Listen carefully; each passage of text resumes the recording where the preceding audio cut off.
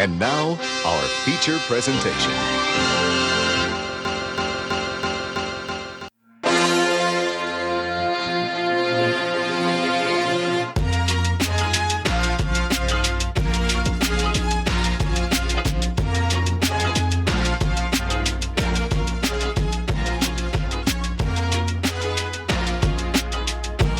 Ladies and gentlemen, boys and girls, children of all ages, the Cinema Villains proudly bring to you a new episode, finally, after what seemed to be like eons since our last one. I am your hostess with the mostest, Shaggy Black. Alongside me digitally is my tag team partner, my Unga Bunga brother, Jose. And special guest, because we only bring him in when shit is way too smart for us to understand, or I won't be talking as much because I have no fucking idea what the hell's going on. Kory. Yo, it is good to be back. Yeah, man. Yeah. It is a special day. Yes, all of us. Again, because it's spring. We wanted to do something, we wanted to do something for the time of the year. And what better way to do this than talk about a Godzilla movie? Yeah, with a plant. A big, pretty plant. Spring has sprung and,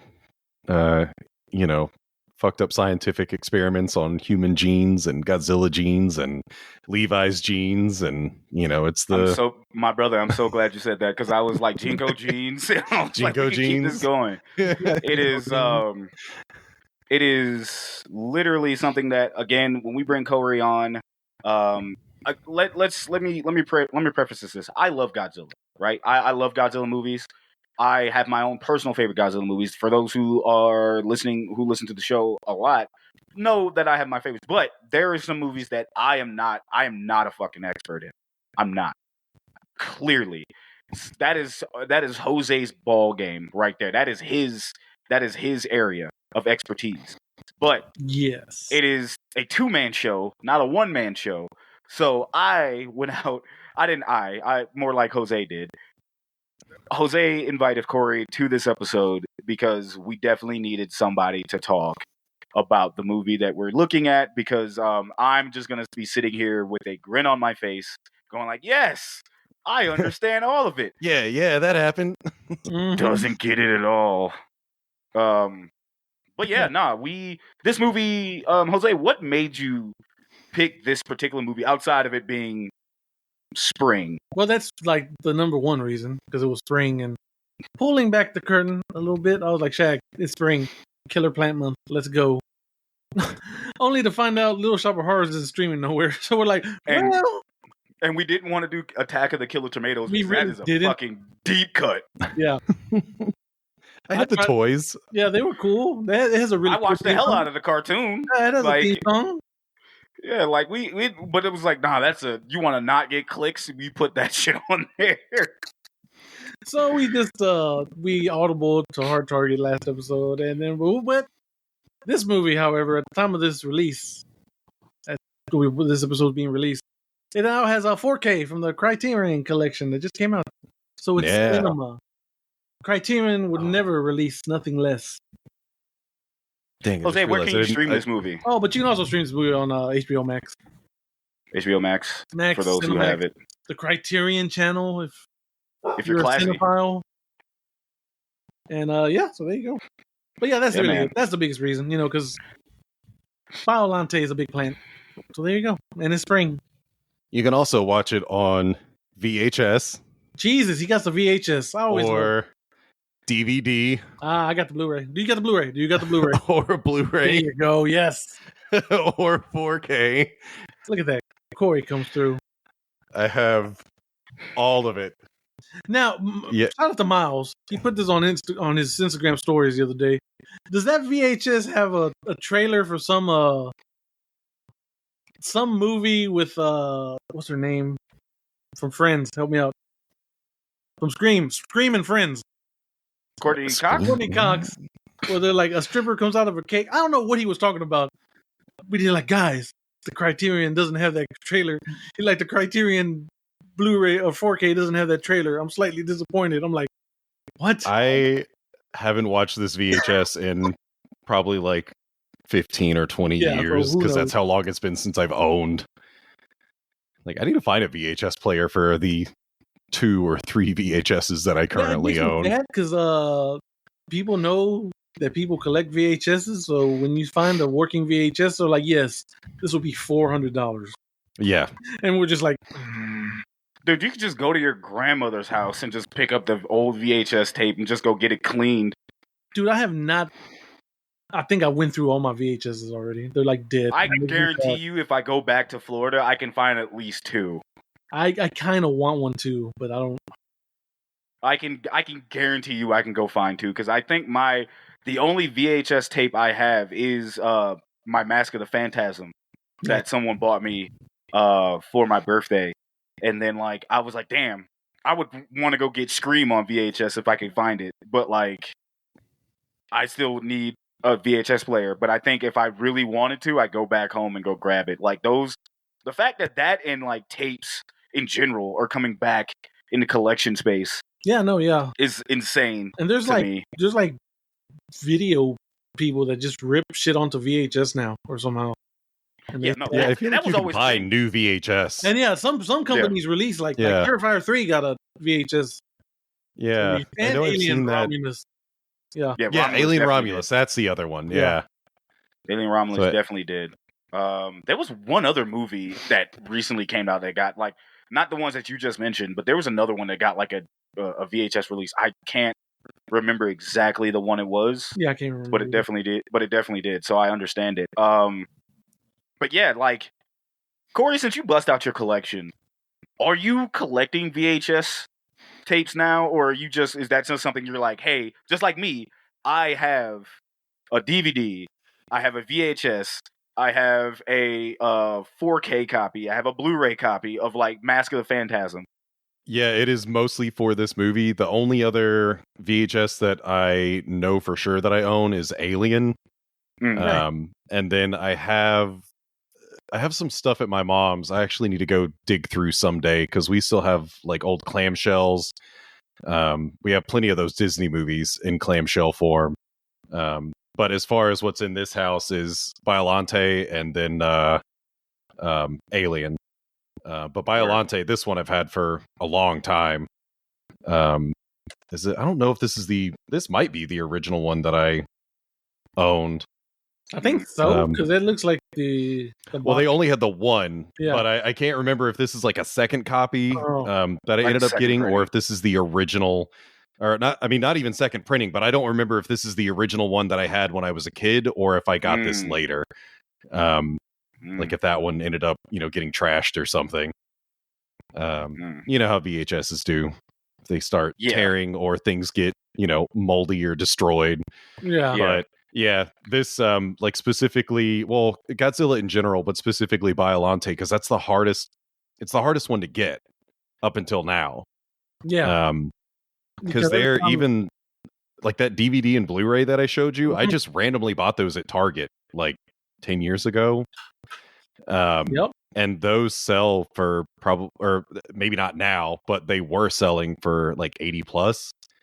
Because you couldn't get, well, like Biollante, they're released on VHS, and legally that was it until again about a decade ago, and they did very few printings of the Blu-ray and DVD, which released simultaneously, and then that was it. There was like a Chinese version that you could get for a while. But all the ratings online were like, don't, I mean, if you really want it, buy it. But they do have edits in it, closing in on stuff. It's not the original 100% film. They did make some changes. And like the scan wasn't that good. So I was like, it's the one I don't own and don't really care to own. Jose, do you have any VHSs at all? I don't think you do, but like, I know I had a bunch back in the day. I don't know what happened to them. I want to say they're in a box somewhere. I'm hoping they're in a box somewhere. Bro, in a box in an attic somewhere. Yeah. Bro, you better hope your parents didn't just like fucking pawn that shit off someplace. I'm praying to the gods that they didn't, but yeah, I had a shit ton of like Godzilla VHSs. I had like some horror VHSs. So yeah, I know, but I don't know where they're at. A bunch of clamshells too, like Kory talked about, but I do not know where they're at right now. I'm just and folks, for those who are listening to us and don't know what a clamshell is, it is a type of casing for a VHS. Unlike what Kory just had a moment ago, with a sleeve on the tape. Actually, hold on. Oh, hey, look, Shag. He's come prepared. So for the YouTube audience, thank you for joining us. Make sure you hit all the buttons to help us keep this channel going. This is what you call a clamshell. Get that crispy. Yep. That very rewarding. Yeah, just with the tape and everything. This is called a VHS for those who don't know. Yay. And this I feel as though you could have knocked a motherfucker out with something like this. Now, granted, you might ruin the tape, but you could be like, bah, just break somebody's nose real quick with it. Home defense system. Sitting here talking loudly and hopefully my mic picks it up. It did. Word. Again,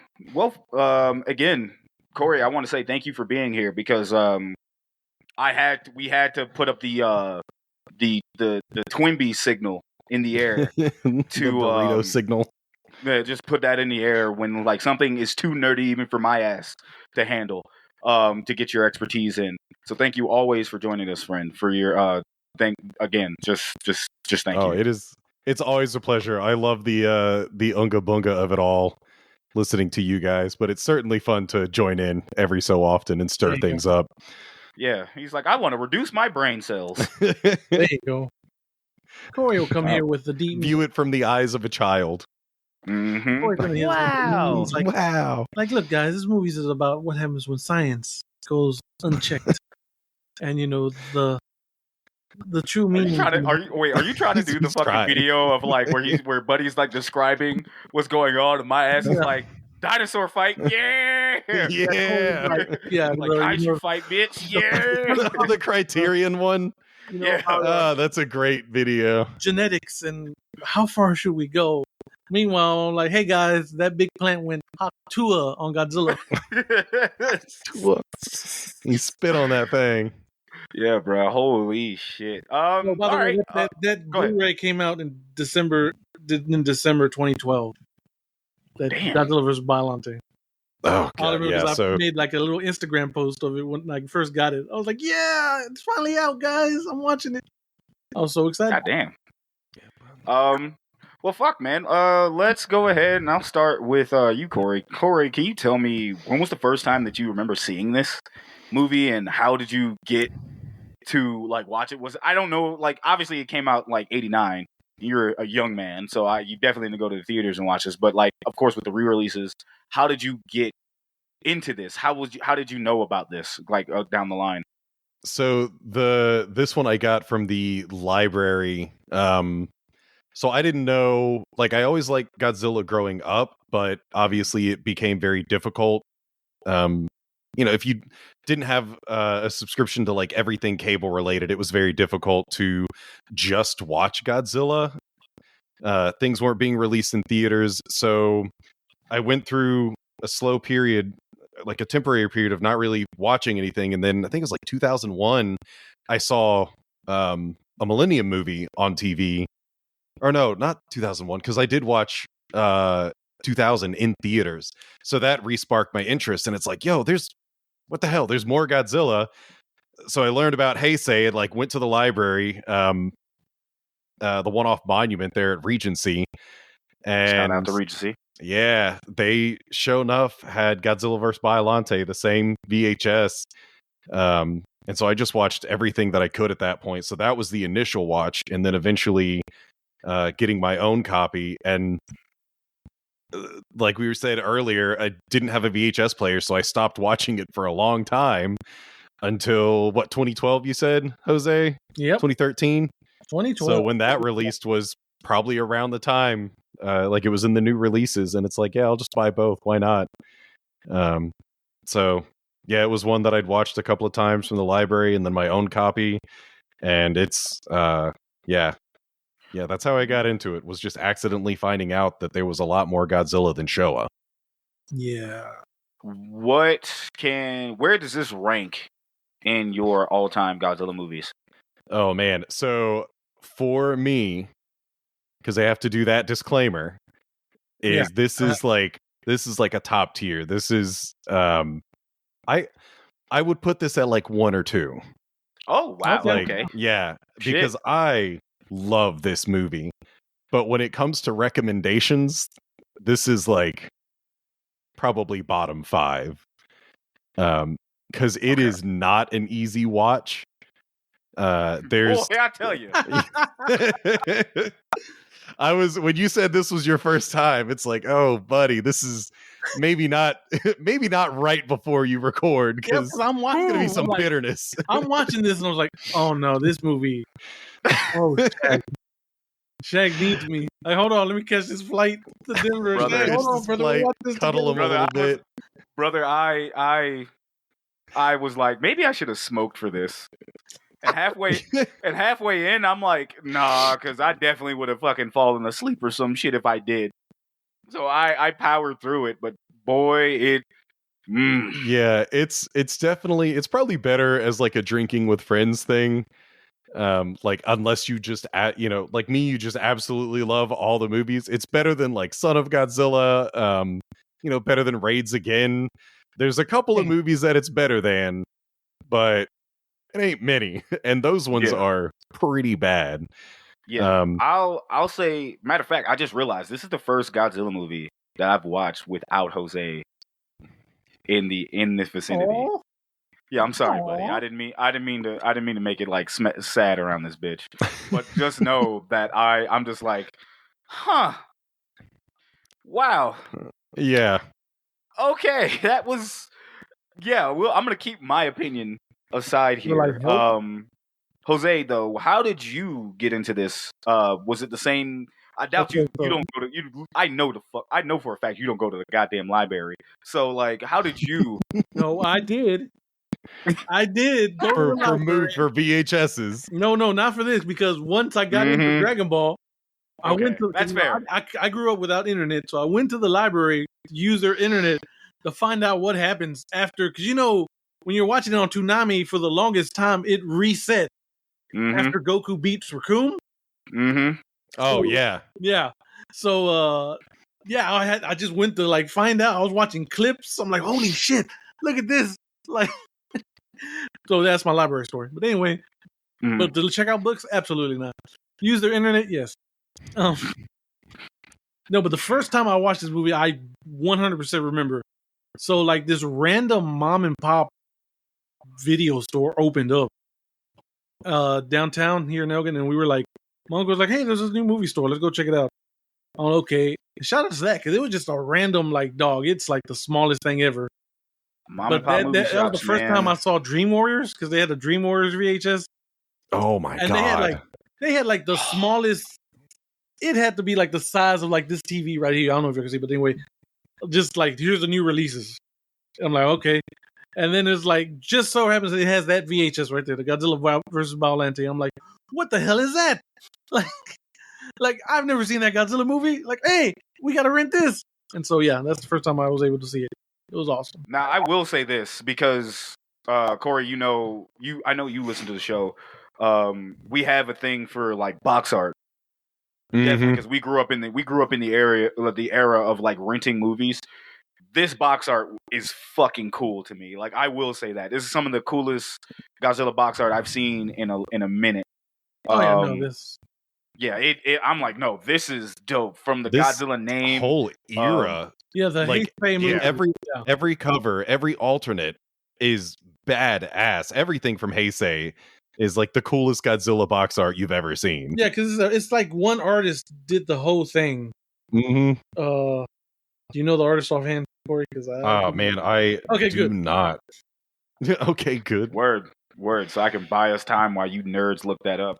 Yeah, no, I just, when I saw the box art for that, I was like, wow, Noriyoshi Orai. There you go. Say it one more time, because Noriyoshi Orai. There you go. Thank you. He did all the box art, and that shit is fucking clean as hell. Yeah, that's one thing I will always say something about Godzilla box art. Like, I really enjoy like looking at that box art and be like, yo, I would rent this. Like instantly. This is one of those things that I would have been like, I'd have been suckered to rent. Then watching it, I'd have hit Krusty the Clown. What the hell is that? Like, oh man.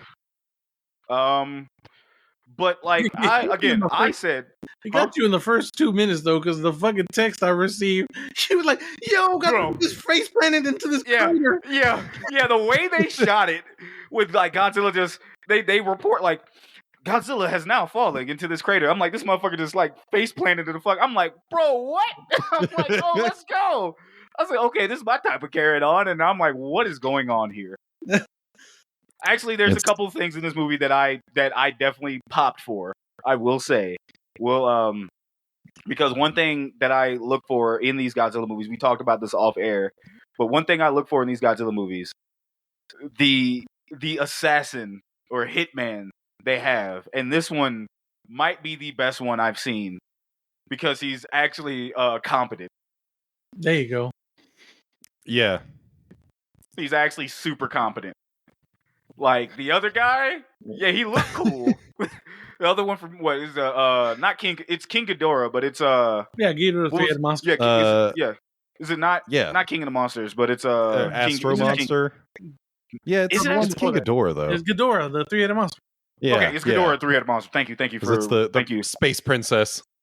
Yeah, it's like there you go, Space Princess and everything. But this fucker, that dude, I was like, yo, look at him. He looks so cool and.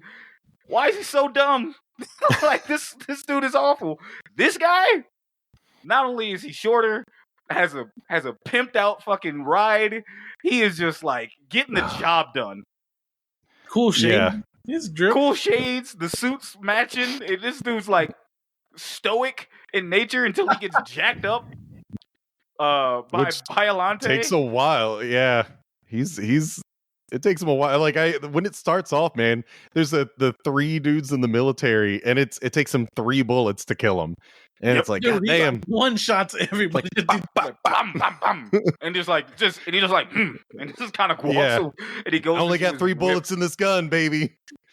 He's just got it. He's back into his like. I forgot the car that he's in. Editor, if you could put the picture right there with the ride he's riding, and just give it a rating. That's something that you might like. Let me know on the badass car scale. Like the DMV3. It definitely looked like it wasn't a hatchback, but it definitely looked like I would say it was a like. It's not a Toyota. It was something. Was it not a Starion? Oh, what am I doing? It's a Mr. Yeah. It was not this. I don't know if you can see it. Kind of barely. I can barely make it out, but I think that's a Starion. Yeah, that's a Starion. Yeah, that's exactly what it is. I was like, oh shit, Speed Boy. I think that's what he had. That dude, my friend had a Starion, but GSR3. That's what it is.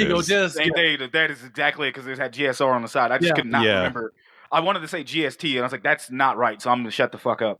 But like, it was right there on the side. I was like, yo, that's a cool fucking car, dude. It really was. I was like, hey, buddy, hold on. I was like, yo. As soon as I saw it on screen, I was like, hey, yo. I was like, hold on. Whose whip is this? And he gets out of the car. I'm like, oh, assassin. Like, let's go. We're getting ahead of ourselves, but the fucking scene where he just opens the blinds and Godzilla's just like, he's like, damn, Godzilla.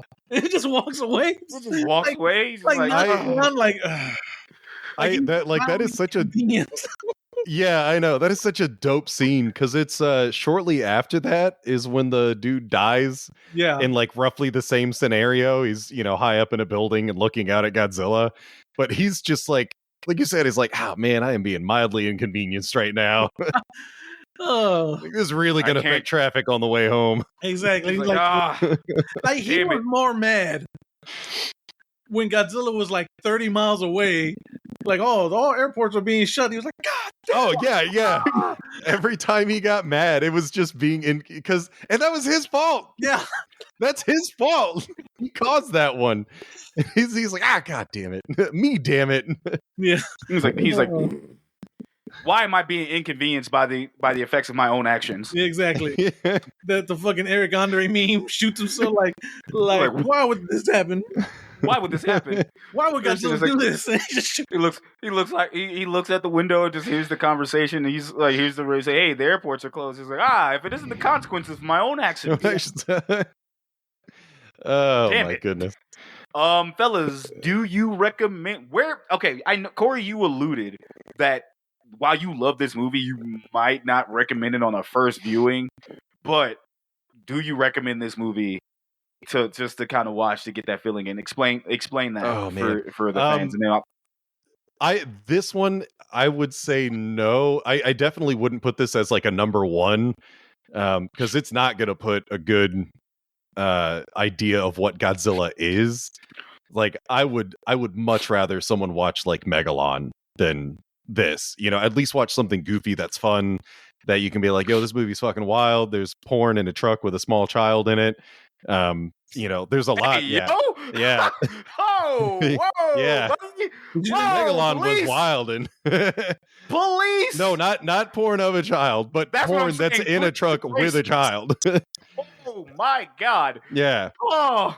Yeah, they found. Yeah, just like Playboy centerfolds in the back of a truck where they're carrying a small child, and it's like, cool. Yeah, this is just what you subject your children to. Nice. That's a conversation point. Dad, this giant beetle is about to murder us. Let me please just get a peek. Like that's quirky. I would put, and honestly, even except for King Ghidorah, I would put any other Heisei movie before this one. I can't wait. Me and Kory got to sit down and talk about his hate for King Ghidorah. Because I'm like, hey, this movie fucking rules. Kory's like, I'm going to strangle you, Jose. I'm going to kill you slowly. Specifically Heisei. No, I wouldn't recommend this because I feel like it'll put a bad taste in your mouth. Like if you've never seen Godzilla, but kind of like you, where it's like you've seen, a handful, like 2 handfuls at least, spread out between America and Japan from like the Showa all the way through Millennium. And this is your first time seeing it. I'm not surprised because of how hard it is to get. This is about the only time, because at least by now Godzilla has like an established footing, so that you're not like, oh my God, every movie is like this. You're like, okay, this one's, not all that exciting, but at least I can go back to watching, Megalon, Gigan, King Kong, any other movie, or fucking Destroya, Hell yeah, Destroya. Jose, how do you feel about this? Do you recommend this as well? Are you doing the same beat or? Yeah, I 100% agree with Kory, because like say if I'm like, Jose, here, program a double feature for random people of Godzilla. I'm not picking this movie because they're gonna be like, unless like who am I showing this double feature to? Random folks or like a Godzilla audience? If it's a Godzilla audience, absolutely.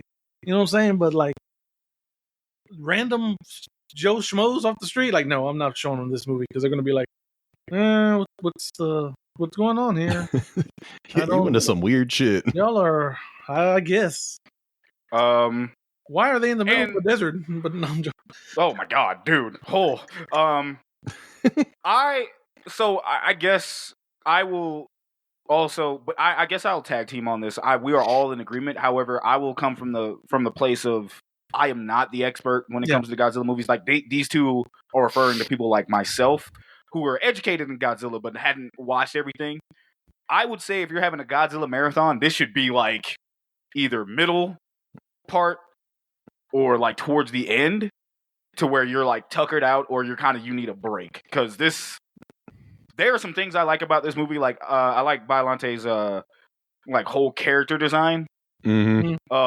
I really like this Godzilla design too. Like they just kind of zoomed in on him a lot, and I really like that a lot, bro. Okay, like Shaq, that the whole you brought it up. Here is my hot take of all hot takes. Well, maybe not of all hot takes. Fucking Toho themselves come up to me and they're like, Jose, Godzilla's only gonna have one design from here on out. We're never changing it again. What does he look like?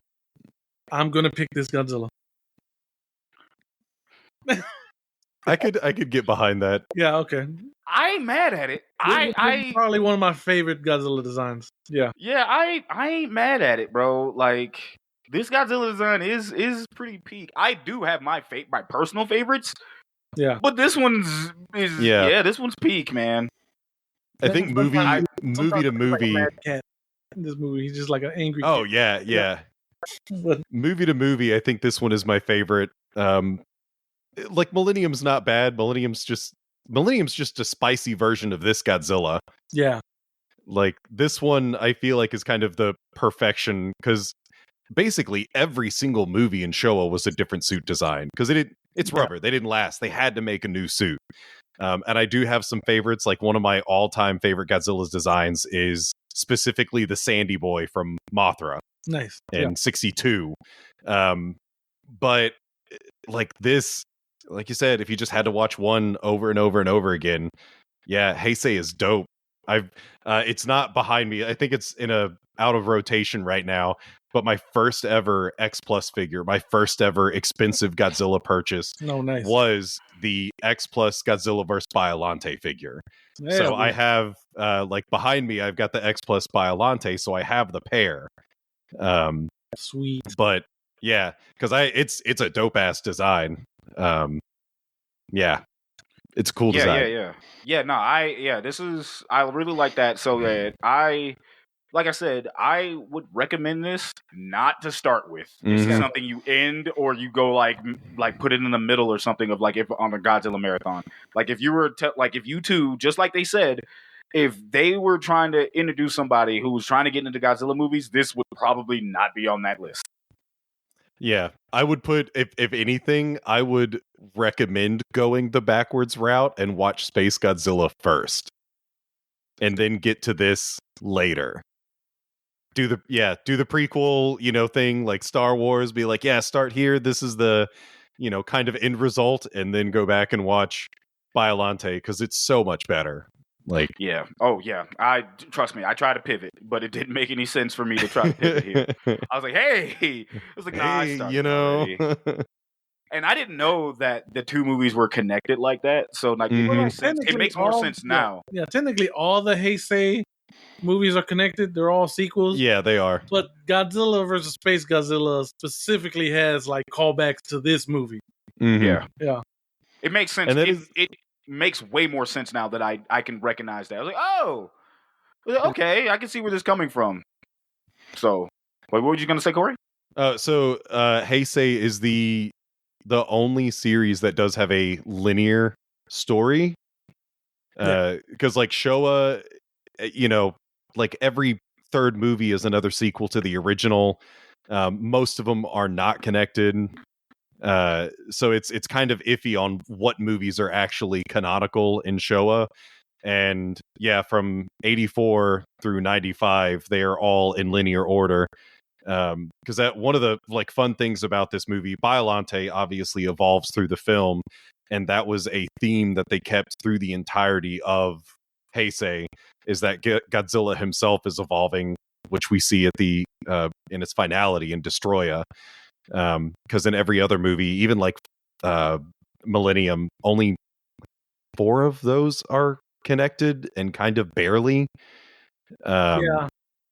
Yeah, they're loosely connected like Showa, but this is the only one where they wanted like, okay, we are going to do a series where all of these Godzilla movies are connected to each other. Definitively connected, which is why you get to see the little baby grow up beginning in the next movie. Mm-hmm. Oh yeah, and the psychic character Megumi. Right? Oh yeah, Miki Sayagusa is in. Migi. Yeah, she's that the only character that comes back in every fucking movie. Yeah, as the same character, which is like pretty wild when you think about it. Having a female role, because not even Showa has tons of returning actors, no recurring characters though. Yeah. Like, again, that's the loose canonical thing is like, yeah, okay, this guy is going to be a general in one film and he's going to be a scientist in another, or like a background character in another. But in this one, Miki Sayagusa stands, at the forefront of the like Heisei series from this movie onward, and her role it's like soft in two of the movies, King Ghidorah and Mothra. Yeah, but she only, other than those, like it increases in each film her importance as she chats it out with Godzilla Jr. Godzilla Jr. Look, and like, yes, yes, I understand it all now. Yes, indubitably, indubitably, quite, shallow and pedantic. Yes. Well, boys, let's get this on the road then. I'm going to. Now it looks like Biollante actually does have a villains wiki page, so I can pull that up and we can go over that, so we can do tail of the tape proper. I am going to come out here and just say, for those who've been listening to us for a while, we typically do the villains reviews differently when it comes to monsters or aliens or any kaiju or any sort. We may have forgotten. I'm pretty sure it's still motivation, but it's still motivation. Yeah, it's still motivation. We just change drip. We change drip to design. Just character design. Okay. Yeah. All right. Well, we're gonna rock with that. So, but let me go ahead and tackle the villains wiki here. For Biollante. Full name, Erika Shiragami. Alias, Biollante or Biollante Rose. Obviously, the origin is from Godzilla vs. Biollante. Sure occupation? It's not Rose, and she has pink hair. So I wish. Yes, look at my form. It's glorious. My divinity. These divine bitches.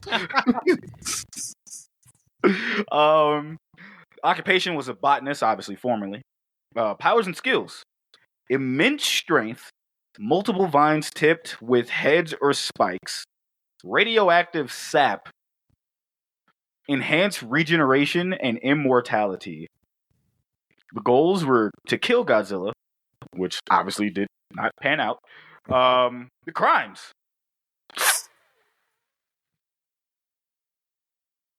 murder, destruction, attempted world domination.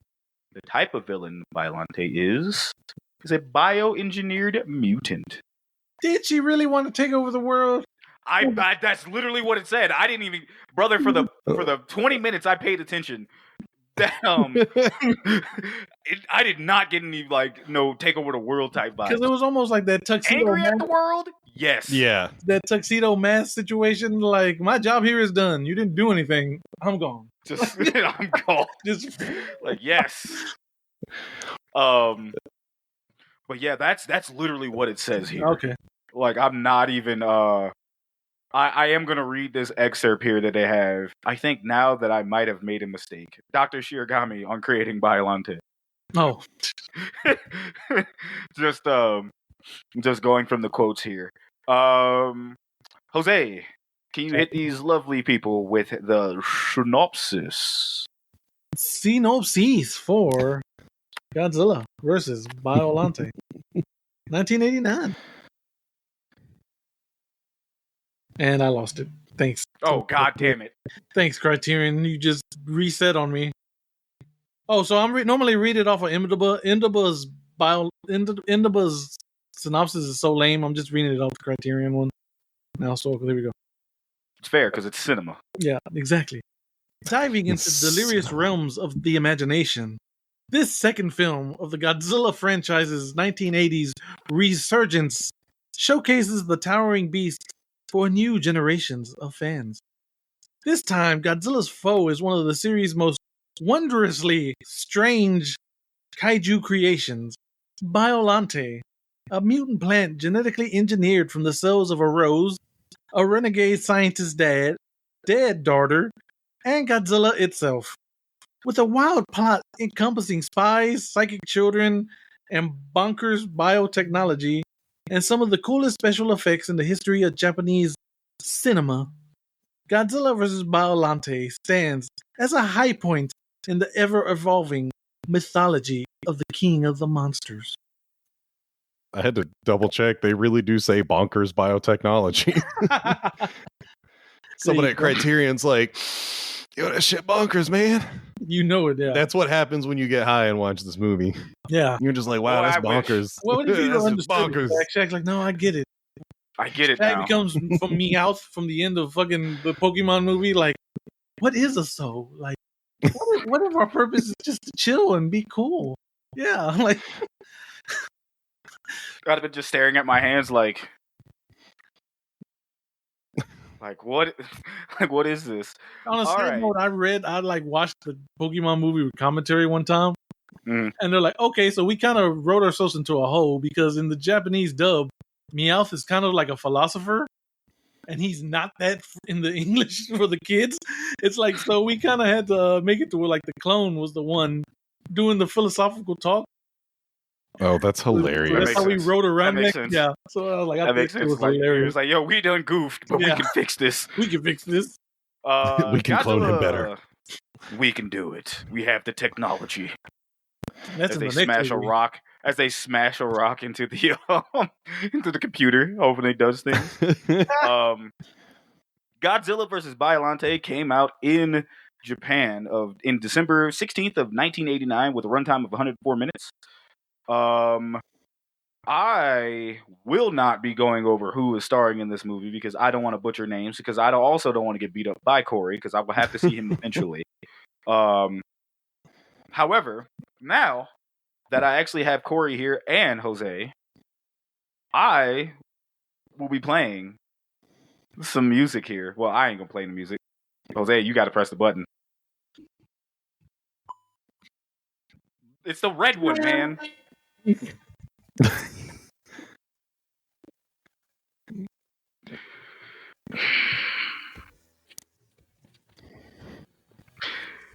Ladies and gentlemen, it is time to play another round of Bop or Flop. This time we have a special guest, Kory. Here will be playing against Jose. First time, Jose, so if you get it wrong, you won't be alone. Yay! In your embarrassment. All right. Oh, shout out to because like it's the blue one. I hit the blue. Oh, it's the blue one on the blue one page. Okay, because the red one is the the red reggae horn. Yeah, the Jamaican boo. I think the reggae horn. There. That's the Vuvuzuela. Yeah. Yeah. The Vuvuzuela. Oh no. Things haunted the World Cups for years. So I will start this off because I don't want to give Jose any hope. Because one of us watched the commentary. Oof. I know where this stood. So yeah, for those listening, because I do what I do, I watched this on Friday with commentary and then this morning without commentary so that I could be like, I don't know why I prepared for this episode, but I was also excited to listen to commentary. So I know exactly where this stands as far as the bop or flop goes. Fair enough. Okay, so you because it is part of the commentary. Okay, fair enough. It would be an unfair advantage. So Jose is telling you he's gonna put you through a table. That's exactly what this is. Realistically, I mean, you prepared yourself. He could still play. He could still play by himself. We could just judge him. He has no choice. He's going to play. This is his hell. Jose, this movie had a budget of 700 million yen, which is 10.7 million in US dollars. What do you think the box office take home was for this, and was it a bop or flop? So, I do know some stuff about this. I think technically this was a flop. Okay. Because that's why they never said, hey, after this movie, they're like, nope, we're never using original creations again, buddy. Bring on King Ghidorah. Come, you big sexy goat thing. We gotta bring you back, buddy. But how much did it make? It might have made like a little over budget. What did you say? It was 7 million. So it was 10. So I'm not gonna hit you with the yen because I know that's gonna be. But it was $10.7 million in their budget in American money. So let's just say it made 15. If you said if it was a flop, think about it now. Well, it made like a little. It didn't make as much as they wanted it to make. That's what I'm trying to say. So can I just say 12? 15. Give me 15. Give me 15, Shag. Yeah. Brother, I love you. Are you sure? Goddamn. No, I'm not. But I want to get this shit over with.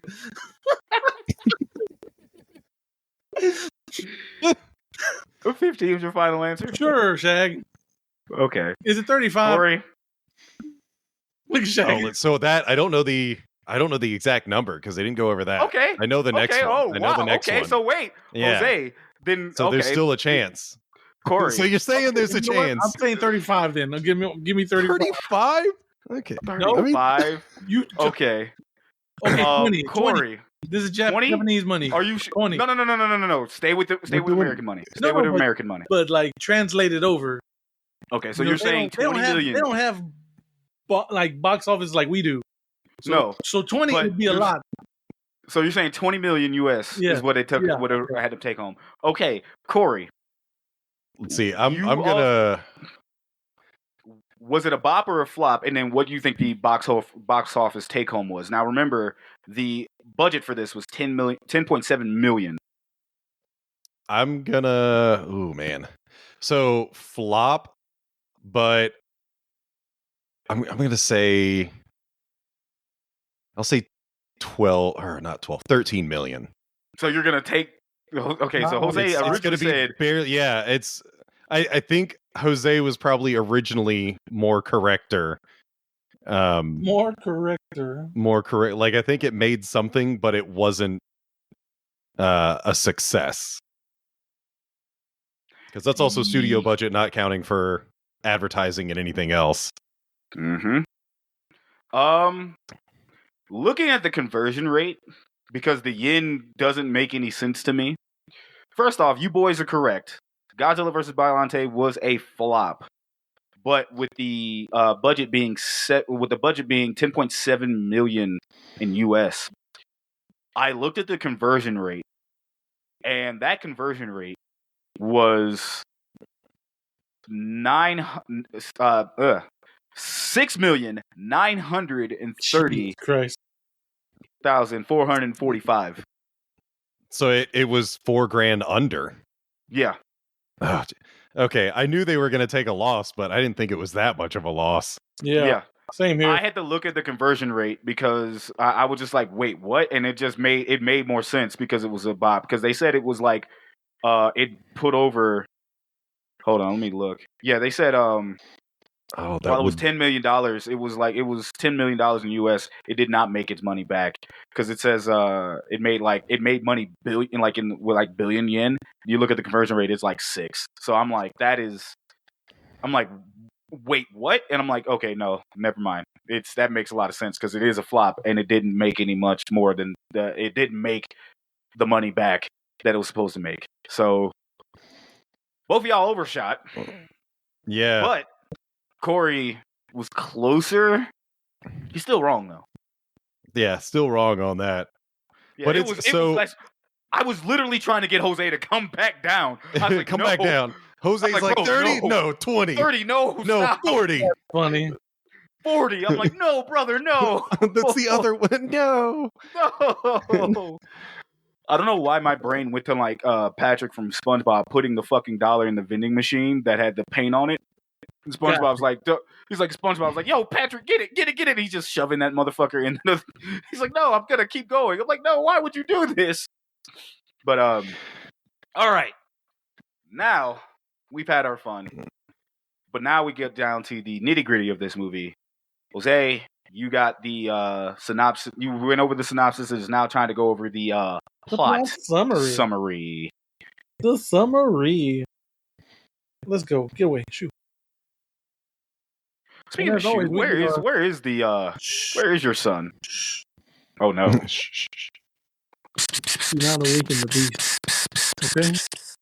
I mean, he can't hear me. He got headphones in. Thank God for that. He is beautifully sleeping like a beautiful baby boy he is. Leave him alone. Leave him alone, shit. All right, as always, we get our plot synopsis from good old Wikipedia. So if something's wrong, fuck them, not us. And insert Rick and Morty saying, "Here we go." You know, you can just do sound clips.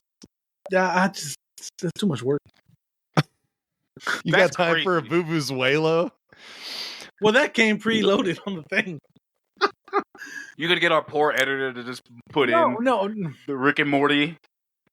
I mean, he probably will because he's a good lad. But like at the same time, because what an angel! What an angel he is. Love you, love you, Jay. You're a big.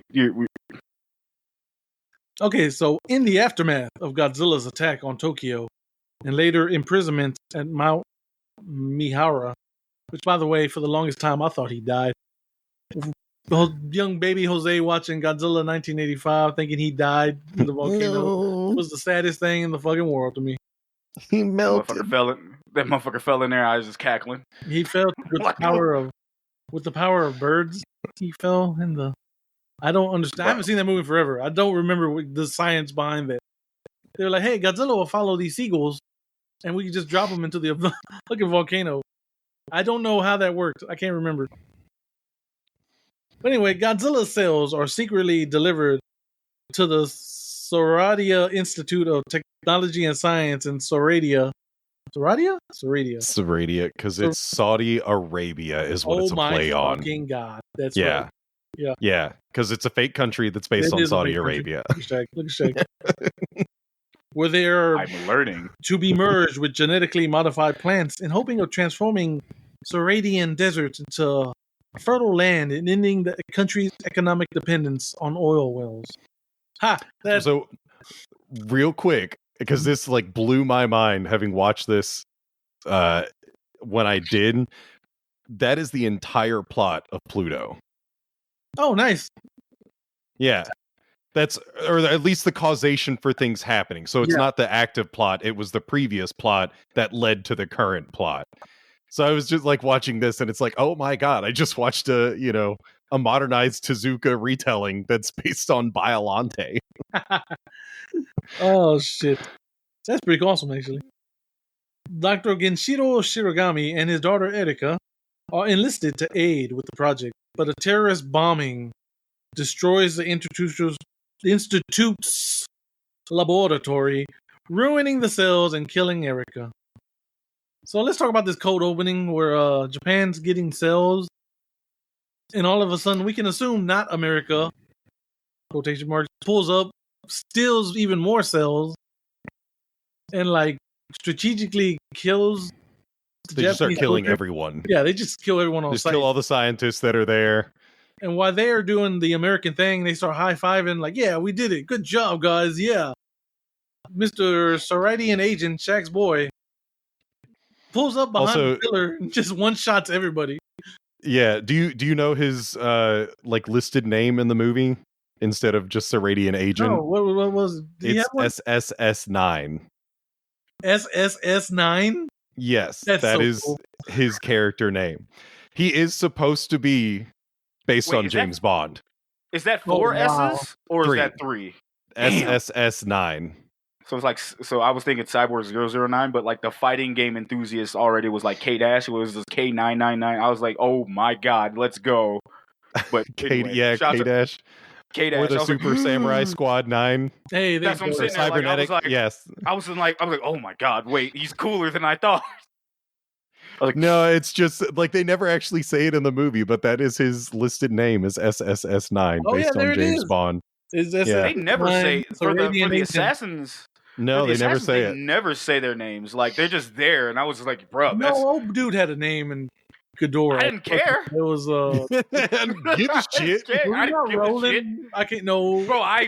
You were asking the wrong dude because I did not care because I was like, look at the assassin guy. It was Maltese. Remember? Look at that drip. That motherfucker. Look at the drip. It's like, oh my God, he is incompetent. Like, why? But word, go ahead. I'm sorry. He had her dead to rights like 30 times in that fucking movie, brother. Like a Saturday morning cartoon villain. Could not kill. Yeah, but anyway, Buddy pulls up, shoots the Americans, steals the thing, tells him to kiss. Right? He's like, now kiss. And then walks away. And we see him on a boat, chilling with the thing in his sight, which is a plot hole that I'll talk about later. And we're gone. We're here in the desert. We meet Dr. Shimigami and his daughter. It's like, hey, a fresh batch of Godzilla cells came in. I gotta go. They got to be immediately preserved.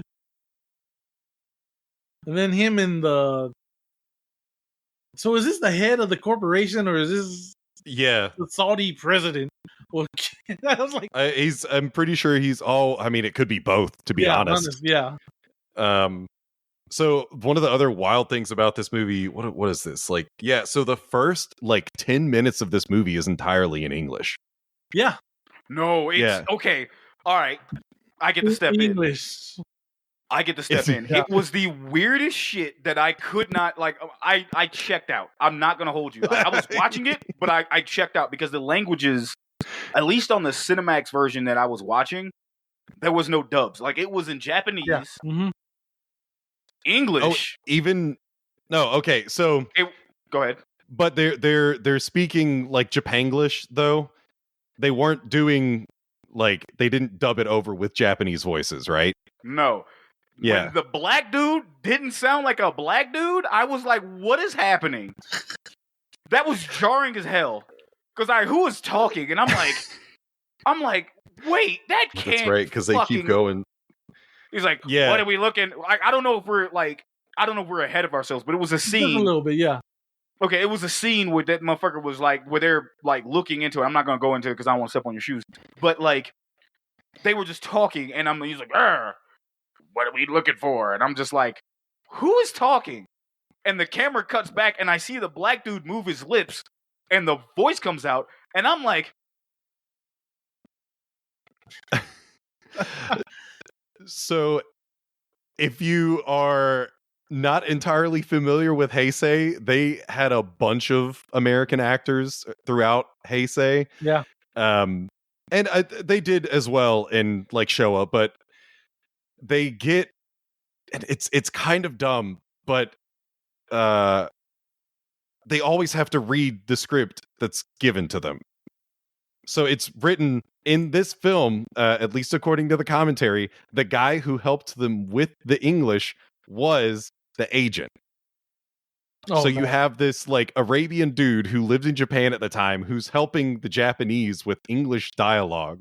So it's not even technically Japanglish. It's something else, because they even kept saying every time they say America, they say the America. They specifically say the America every single time. Yeah. Yeah. I love that because I've seen other bad dubs and subs where they'll say the in a country, or the Mars in Cowboy Bebop. But yeah, so the whole thing the first 10 minutes is English, but it's not it doesn't go in your ears, because as native English speakers, you're just all those are words. Yeah, I know what each one of those words means. I see an American woman documenting Godzilla, and I'm listening to it because I'm in my brain. I'm like, okay, this must be dubbed, but it's an American woman saying what happened to Godzilla. And I'm like, why would America be covering this? It's not CNN, it's CCN. Yeah, I'm like, why would we? I'm like, why would we care? But I'm like, okay, cool. Giant kaiju pulled up anywhere on Earth right now. That'd be in the 80s, though, bro. That's their problem. Especially in the 80s. I think we would have international news. It'd be international news, but I didn't expect to see a full blown American talking about it. That was it was jarring, but I was like, okay, it's dubbed. But I'm maybe now American. We wouldn't give a shit. Maybe now it's yo, Godzilla gonna help us pay rent? He gonna lower the cost of food, brother. Brother, we hey dog, we hit him with why are you not scared, brother? I got so much shit going on right now. Yeah, dog, I got a lot going on right now. He came out last year and said, yeah, aliens exist, dog. We're not gonna hide it. We're just out there. All right, they out there. It's okay, all right. Are they coming to take over? If so, tell them to hurry up. Hurry that shit up, bro. What about these bills, though? Tell them to bring the meteor with them. Exactly. But yeah, no, it was just something that it was kind of jarring, because the languages would switch and there'd be no type of closed caption or anything, no dubbing on, because they were closed captioning it in Japanese. Yeah, that's what I'm saying. It's so weird though, but the way they speak, it's hard to remember anything that anyone ever said, because nothing. like I think when the military dudes, what was it? They like hid from the scientists and then popped up behind them. I think they shout, "Look this way" or something like that. Look this way, and it's like no one would ever say that. Yeah, exactly. No one, like not at that point in time. But like I was telling Brenda, because we had this conversation the other day about Princess Mononoke, just came out in IMAX, and like nuance gets missed a lot. So that's why like they'll say the right words. The words have the right meaning, and technically they can apply.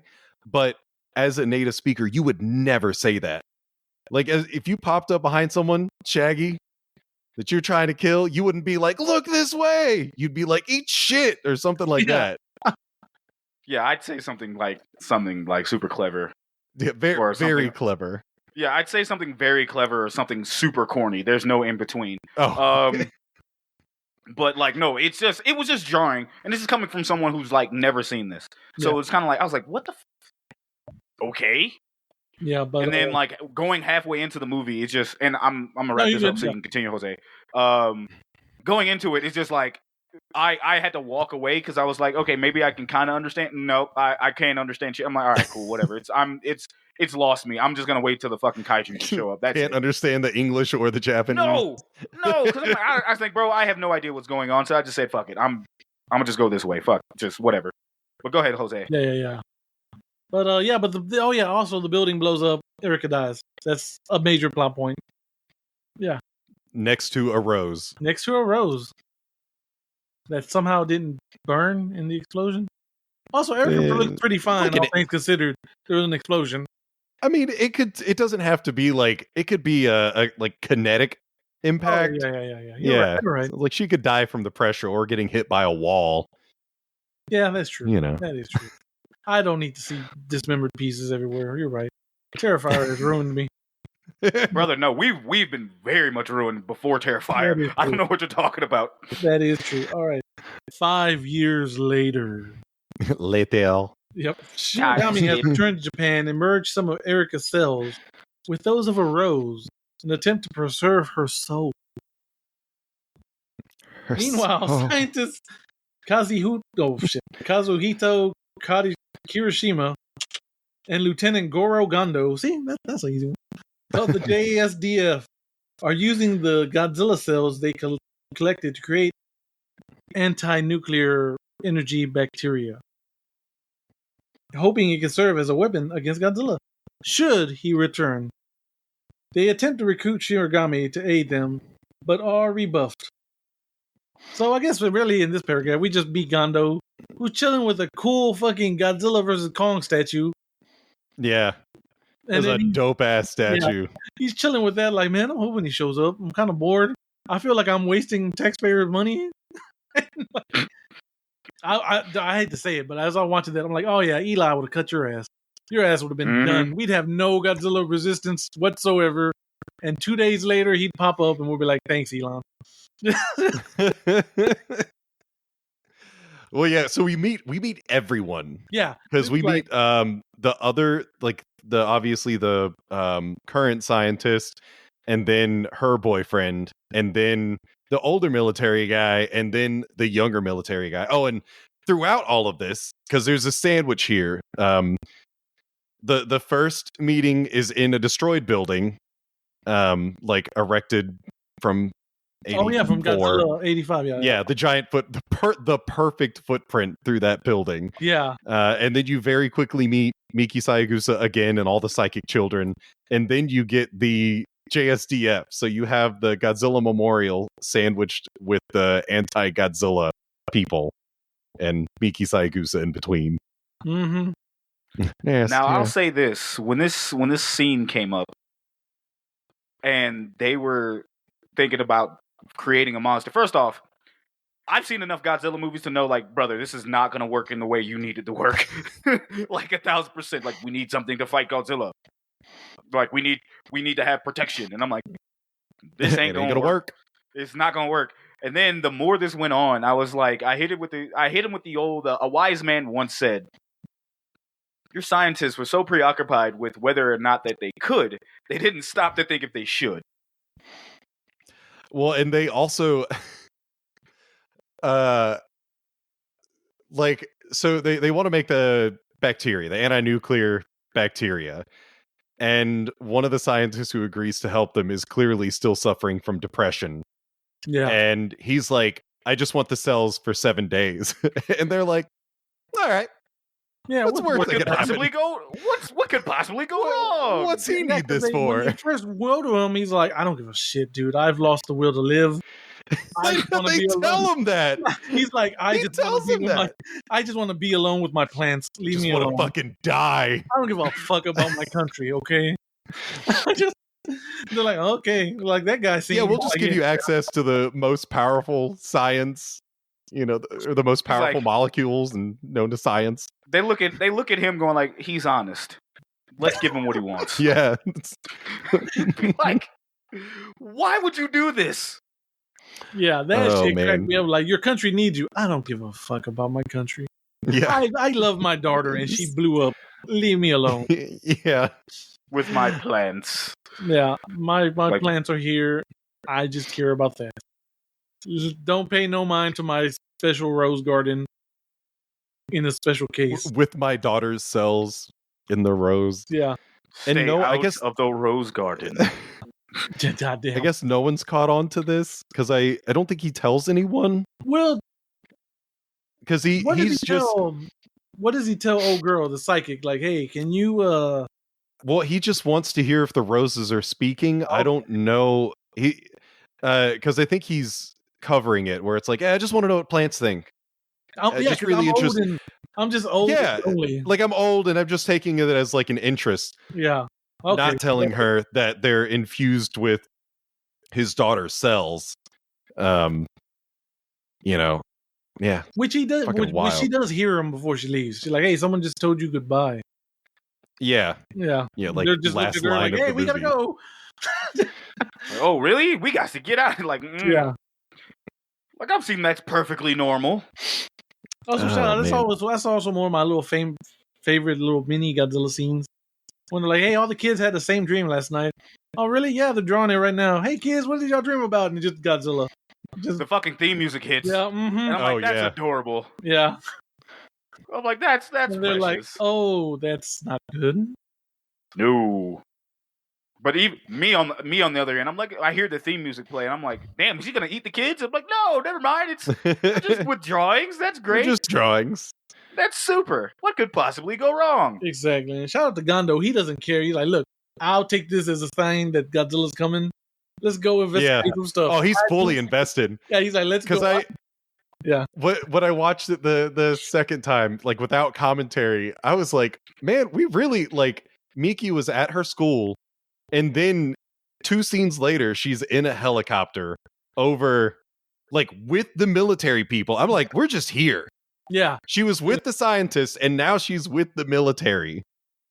And because he's literally like, I'll fucking do anything.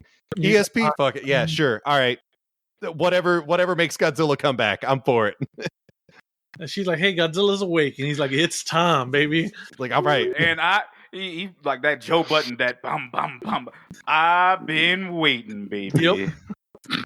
And then it shows him going to like the prime minister. Like, well, that went exactly how we thought it was going to go. Oh my God, dude. Just, man, this is fucking great. And, so part of the reason we forget to say, like, an earthquake happens and it destroys his little rose garden. So that's why he was immediately like, yo, I take it back. I'll study the Godzilla cells. Just give me 7 days alone with them. Just 7 days. That's all I need. Just 7. That's all I need. 7 days. Oh, and of course, the reason not America shows up and, not Saudi Arabia shows up because this anti-nuclear energy bacteria has the power to make nukes obsolete. Yeah. So that's the thing. They're like, oh, no, you don't, Japan. Yeah. What are you doing over there? What are you doing? No. Shout out to, like, not G Corporation, the head dude. It's like, hey, look, man, we suffered nukes. We suffered Godzilla. we need a little self-defense. We're just trying to clean up. Yeah. Well, because that was the point. It was just to clean up. Yeah. But then there was the corporate guy that's like, yeah, this can be used as a weapon. Mm-hmm. And it would, it would be crazy because, yeah, it'd be wild to render. Not that Saudi Arabia had nukes, but like Russia had nukes. We were having a whole Cold War happening. Exactly. Russia, Cuba, America. And it's like, yeah, just imagine rendering all of them useless. But it's the normal scientific thing of it's like, okay, well, we just want it to clean up our country. But yes, everyone else is, of course, concerned because they can use it, for their own despicable means. Exactly. Despicable. Gotta weaponize it. Mm-hmm. And because during this, you see that the doctor's being spied on by Shag's two favorite, the incompetent assassins, I guess. And the SSS9. Fuck that. I'm calling that motherfucker the rest of the movie. Yeah. So one of there, just chilling. One of my favorite scenes is they show like the two Americans, and one of them even comments on the girl. I forget what he said, but he's makes like hey, it looks pretty, looks nice to me, or something like that. Yeah. That was the black dude. I know that was him. The black dude was just angry in the front, like, do your job, man. Okay, word. They've got the not Americans in the back. John, like, yeah. John Leguizamo. Oh my god. Yeah, so like they've got the Americans looking at the scientists. So the scientists are being spied on by the Pacific Express van, and then like 50 feet away, like plain as day, is SSS9 in his car spying on them. And it's like, y'all suck. It's like, look slightly to the left, and you see we're being you right see there, that you're dude. being spied on.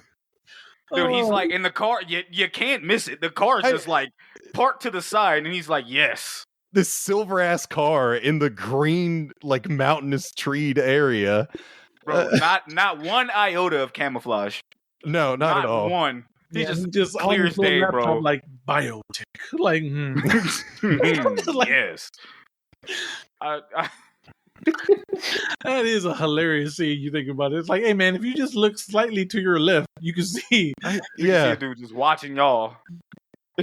like, bro, like he's in the like if it was a parking lot, that motherfucker would be like 4 like spots over.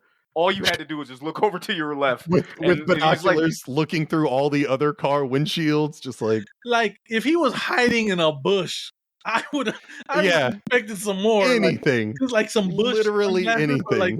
Like bush, like a bush hat or something. Just something Looney Tunes shit. I would have respected it more. Yeah, just like just a small rock, and he's behind it. I would have. All right, cool. Like he's hiding behind a small pillar. Like he just he's anything, just peeking, like just anything. But no, clear as day. Clear as fucking day. Shit. Just right there. God, they're incompetent. Here we go. Where am I at? Oh, here we go. International tensions increase over Godzilla cells as they are coveted by both Soradia Institute of Soradia and Biotech. I'm not saying all that shit. An eruption from Mountain Mihara causes tremors across the area, including Shiragami's home, badly damaging the roses. Okay, so my bad. We hadn't got to that part yet. Shiragami agrees to join the efforts and is given access to Godzilla cells, which he secretly merges with one of the roses. A night later, okay, whatever. Biomajor and Saradian agents break into Shiragami's lab, but are both attacked by a large plant-like monster named Biollante by Shiragami, which later escapes to Lake Ashi. Don't you love how they always know what the creature's name is? Yeah, I know, right? Like, he just knows. Like it just existed. Yeah. He's just sitting in his lab, like, doing the G-cell thing. He's like, yo, if this thing turns into a monster, I'm calling it Biollante. Yeah, I mean... Like, I already know. I know. Like, I know like the shit just comes out with a name tag. Yeah, it does. Like it just sits there and be like, yo, like, what is that? I mean, if we look at the name right there, it says Biollante. It's right there. Like, Hi, okay, hello, my name is. It's like right there on the thing. Just point it out.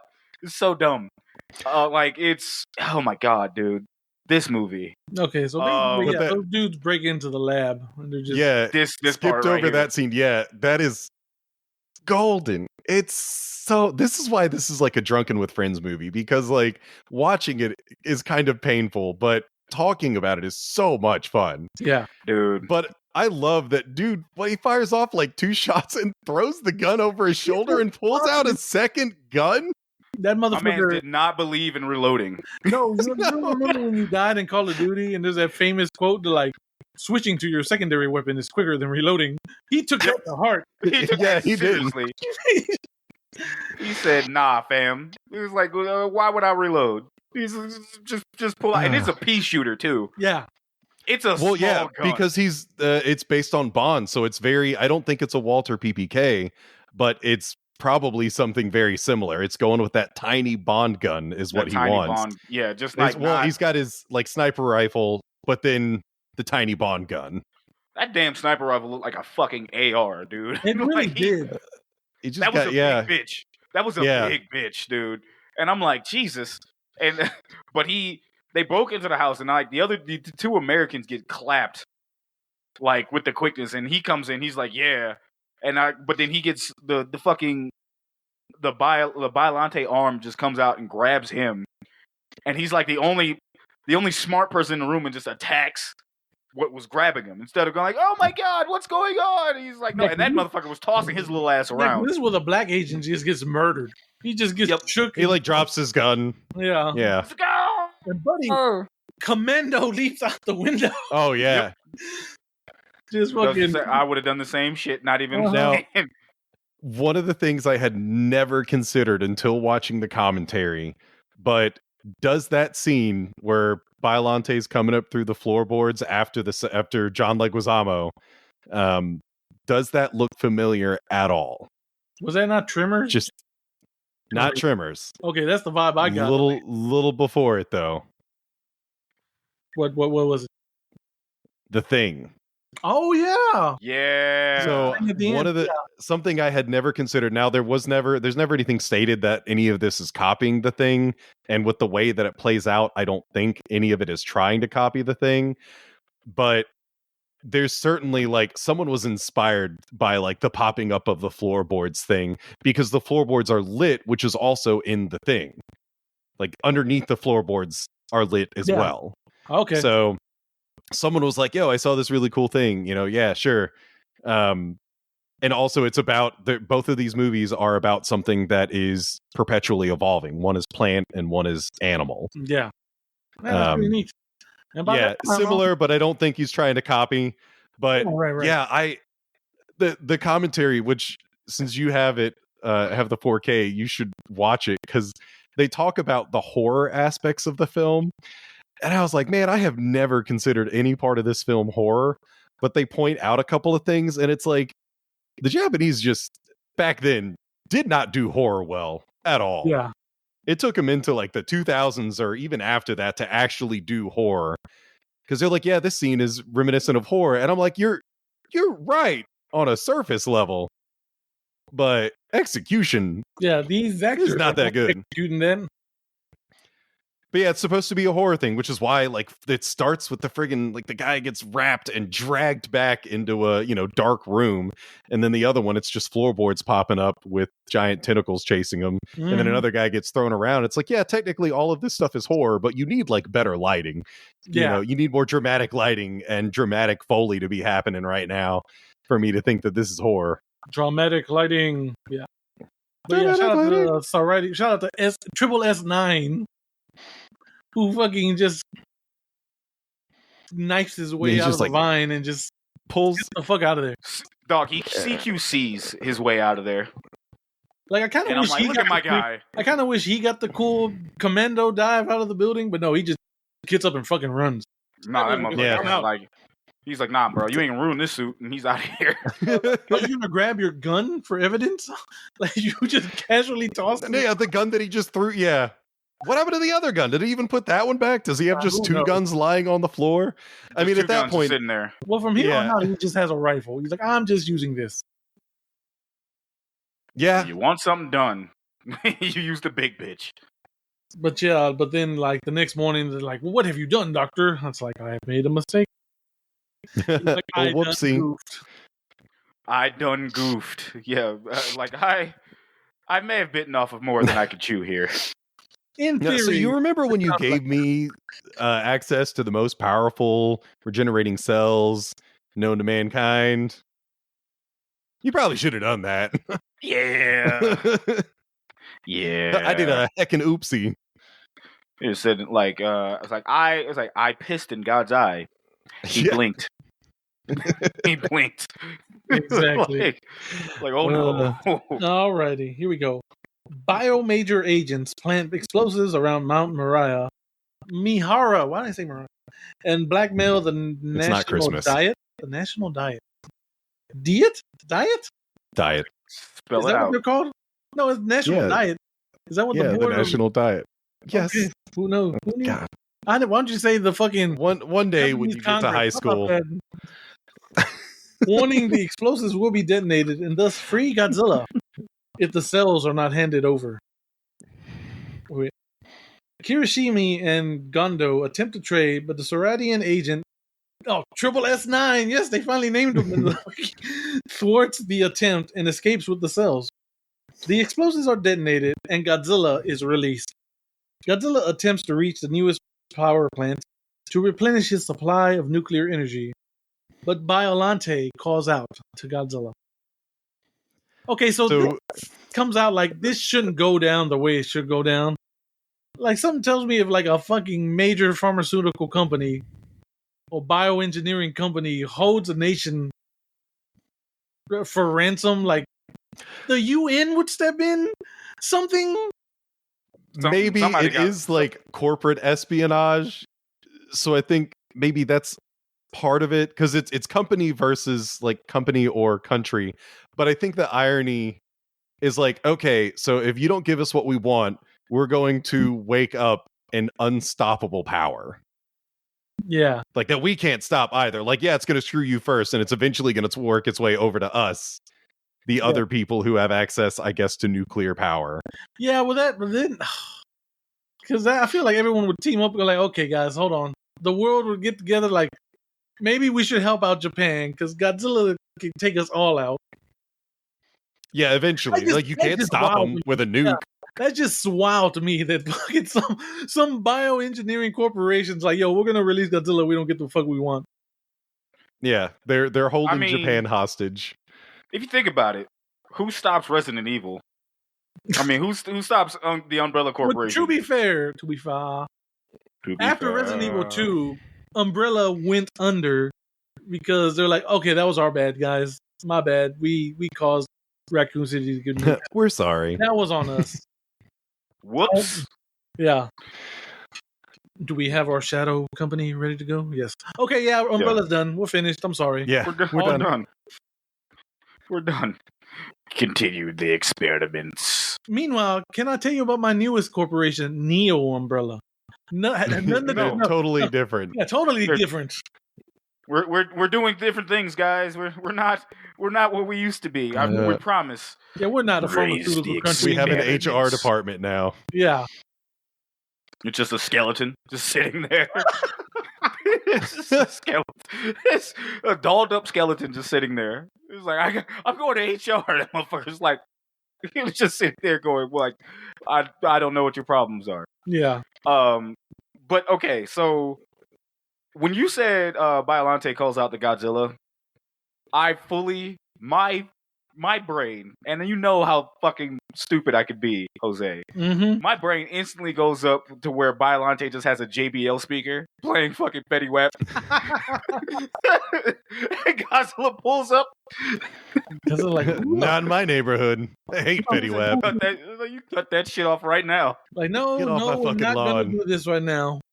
You're not going to tarnish the cells, my cells in your body with that filth. With that Fetty Wap. Okay. Yeah, so the fucking two dudes pull up on the Biomajor agent, not John Leguizamo, who can speak Japanese.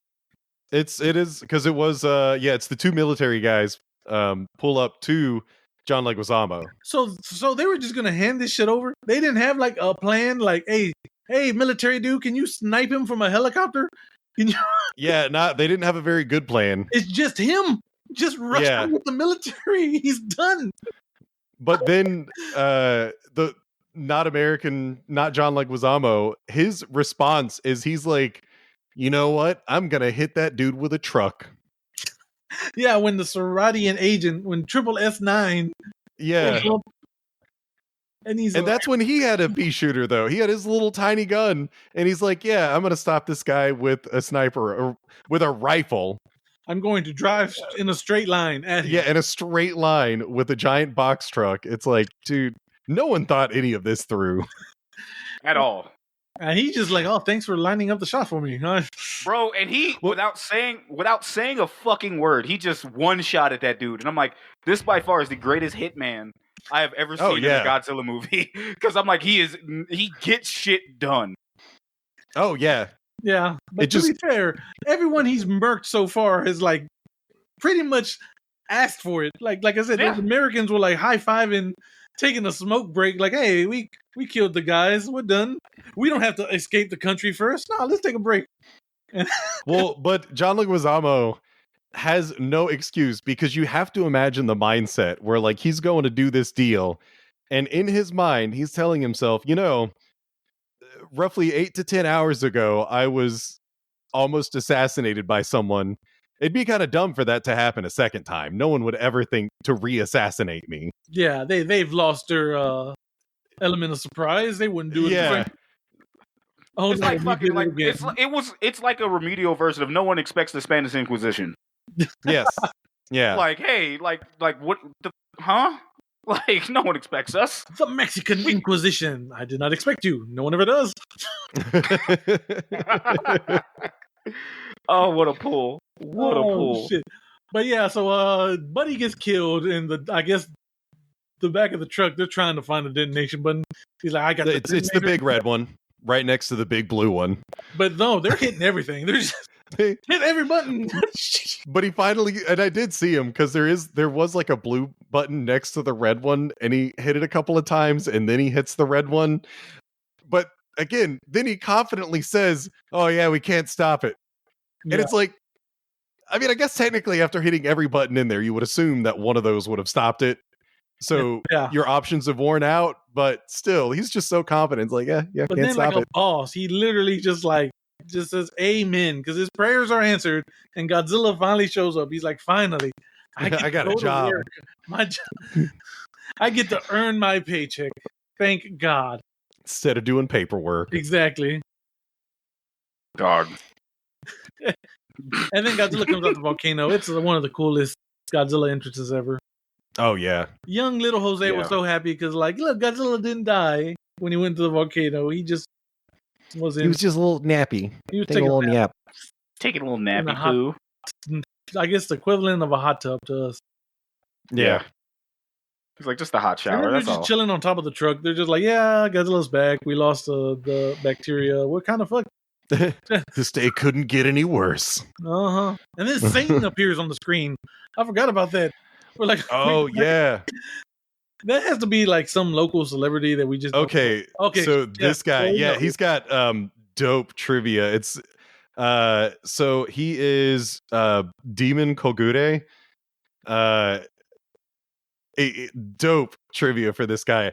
So in 84, he's a big Godzilla fan. So in 84, Toho did a Godzilla Scream competition, and he won the Scream competition. And he was like overtly a big fan of Godzilla and really wanted to like be in the movie. So be involved in Godzilla somehow. But like the movie was already over at this point in 84. And when they heard about Biollante, he's like, yo, like I really want to be in this movie. Like I want to be in a movie. That's all I want. So yeah, that's why he has the super tiny role, is just because he wanted to be in it. So it's a wild thing where like someone who's a fan got to actually be in the movie. But yeah, they're he's part of a rock band. Okay. Yeah, I need to actually see if I can find any of their music. Nice, yeah, because I always had me, like you had me at Satan. Because he just like, puny servants, listen to me. And he's like, oh, yes, the news. Listen to listen to the news. This altruistic Satan. Yeah. The kayfabe went out real quick on that one. The cut to it's hilarious because it's like, yeah, Godzilla's back. We lost our weapon. What kind of fuck Satan appears?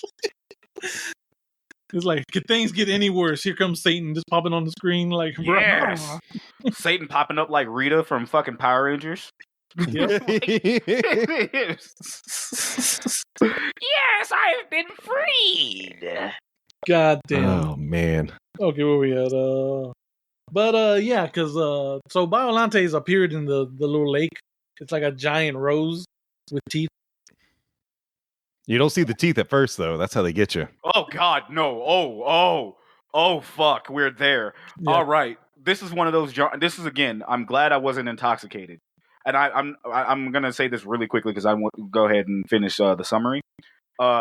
When I saw those teeth, like I saw the rose, I was like, oh, okay. That's when I said my Monster Hunter PTSD was kicking in, and then I went away to go finish making breakfast. I come back and I see the teeth. I go, oh my God.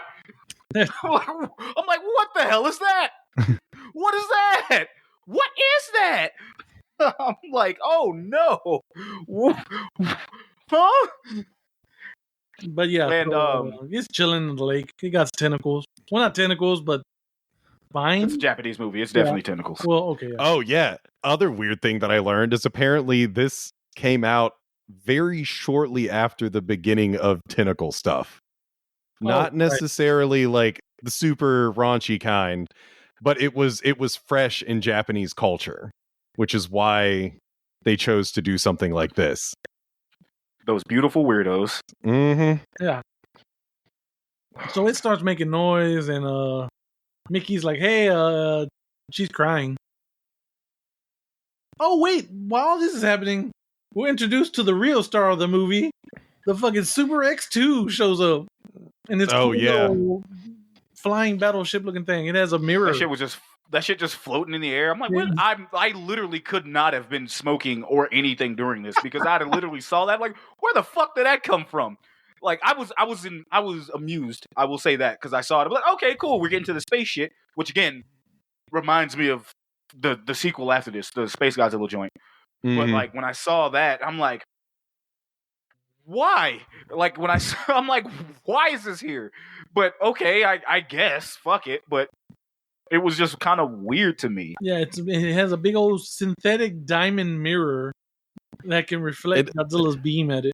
Yeah, they said something like it's, because it got destroyed in the previous one, and I think they said it's like 10,000 times more powerful.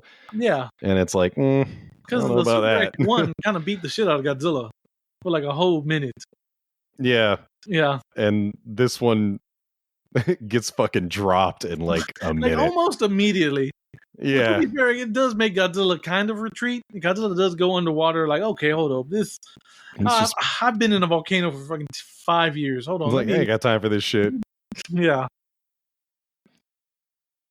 And then, so while all this happening, the fucking general or colonel, whatever he is, he's like, hey, man, Gondo calls him like, hey, they stole the bacteria.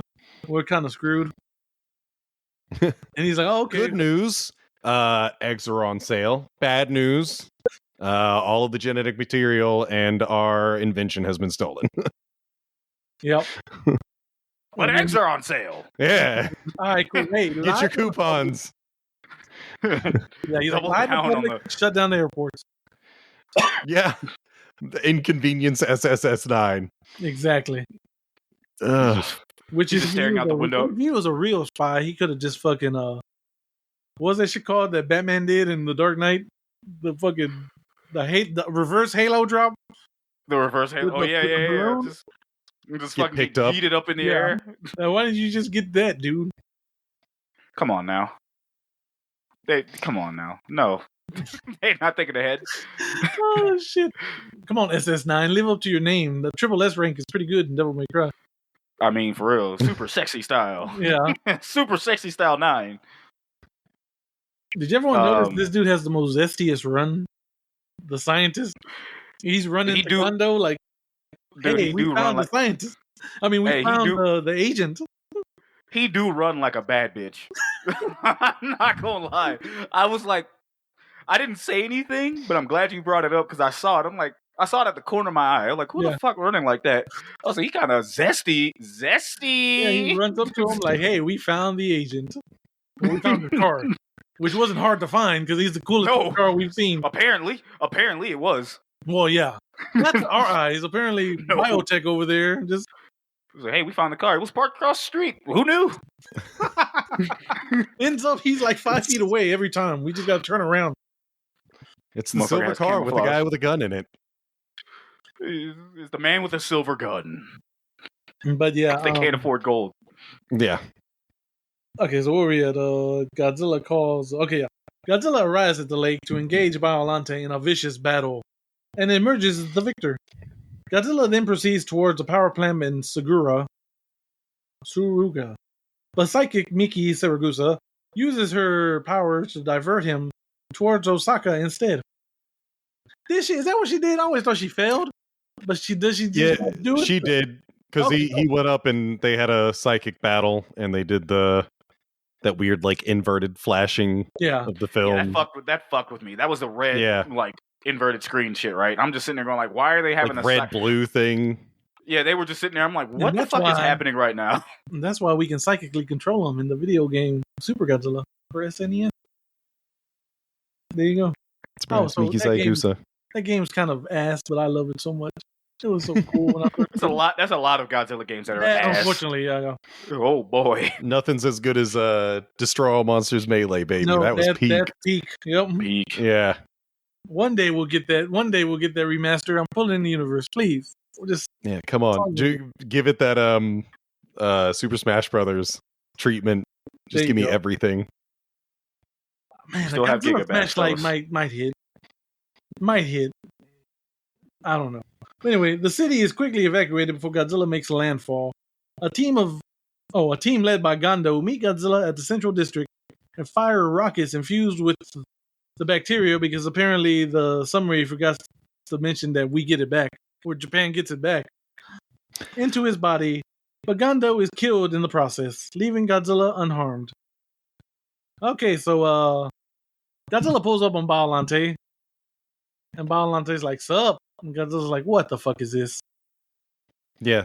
Well, I love the first time they show Godzilla's expression, he looks perturbed because they had the fully functional face, the fully articulating face, so even like the lips could snarl. And that is definitely that big, reptilian cat energy. Yeah. Where he sees Biollante and he's like, what the fuck are you? What is this shit? I wake up after a nice hot bath. Nice hot trip to the sauna for 4 years. And this is what I get. This is what y'all greet me with. Like he's trying to give you your flowers, Godzilla. No. Oh, no. Okay. Oh. Boo! Tomato. Is there a boo one on here? Oh. Close enough. Yep. But yeah, so they start fighting, and unfortunately for Biollante, she is a plant type, and Godzilla is a fire type. So he's able to dispatch her. Super effective. Yeah, he's able to dispatch her pretty quick. He just one breath and she's done. She gets a couple licks on. She sends her tentacle mouse after him. This is the transformation version of Biollante. No, it's right? still the Rose. Not yet. This is still the Rose. Okay. Yeah. Okay. So it's pretty easy. Like this one isn't all that bad because it's everything comes after Godzilla and he's like, no, like stop. It's like and quit it. Like kills her basically with no effort. One shot. And then it just lights on fire, and you for a quick second see Crocodile Biollante.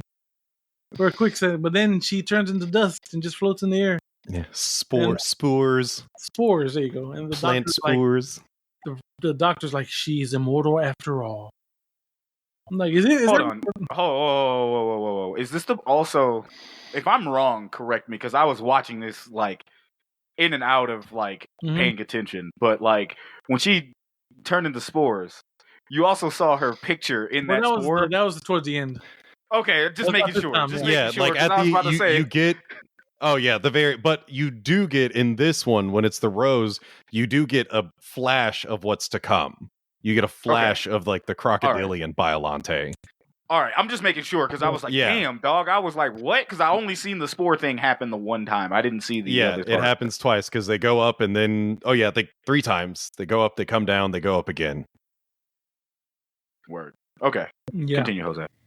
And but basically after that, like we said, Godzilla goes to Osaka because Mickey Tetsuo battles him in the mind.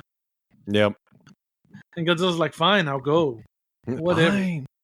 Stop it, gosh. Stop, get out of my head. Get out of my head. Like, get out of my head. Sheesh. Oh, fuck, dude. Like, I'm trying not to interrupt you when you're doing that. He's like, women. No. Women. And God damn it, Shake. I'm laughing a bit. And he goes to Osaka, he blows the motherfucker up, but then Gondo and his team, Gondo and the scientists, first of all, pull up on Saradia's office that they just have chilling there. And some rando is in charge of the fucking anti-nuclear bacteria energy. I'm like, who's this guy? Why is it not handcuffed to SS9 the whole time? Yeah, it probably should be. Yeah, because this dude they're not that smart. Yeah, he's like in a hard hat in the middle of an office building, and he's like, hey, still guys. In the suit. Yeah, he's like, hey guys, that's mine. He says something like that, and they just kind of bonk him in the head and then take it. Dog, that's a bonk sound. Oh, yo, go ahead. Yeah, because that is one of those that they want the movies to be taken more seriously.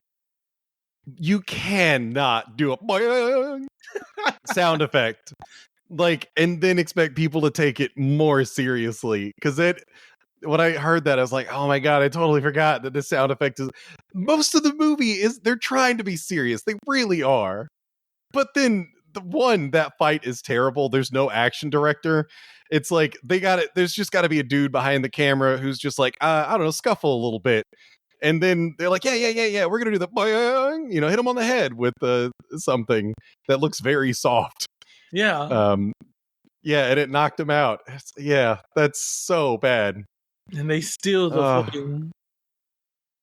Did it really? It didn't even knock him out. It just knocked him down, and he just like, when they grabbed him what he needed, and he kind of rose up. He's like, I'm like, yeah, and then what is happening? And then Buddy punches him one more time. Like, they could have just had like the like going on in the background while they're in this fight. And the Benny Hill music playing. Yeah, Benny Hill. Yeah. yeah. There you go. Yeah, and fucking So after that, Triple S9, I guess, was in the restroom. I don't know what he was doing. He comes out like, damn it. Gets on the phone with the Saudi CEO or whatever, and he's like, well, they got the bacteria back. Just make sure they can't make any more. Good news, you still have oil. Bad news, it's going to remain a desert forever. It's like, damn. It's okay. And then he's like, that's when the agent hangs up the phone. This is the scene I talked about earlier.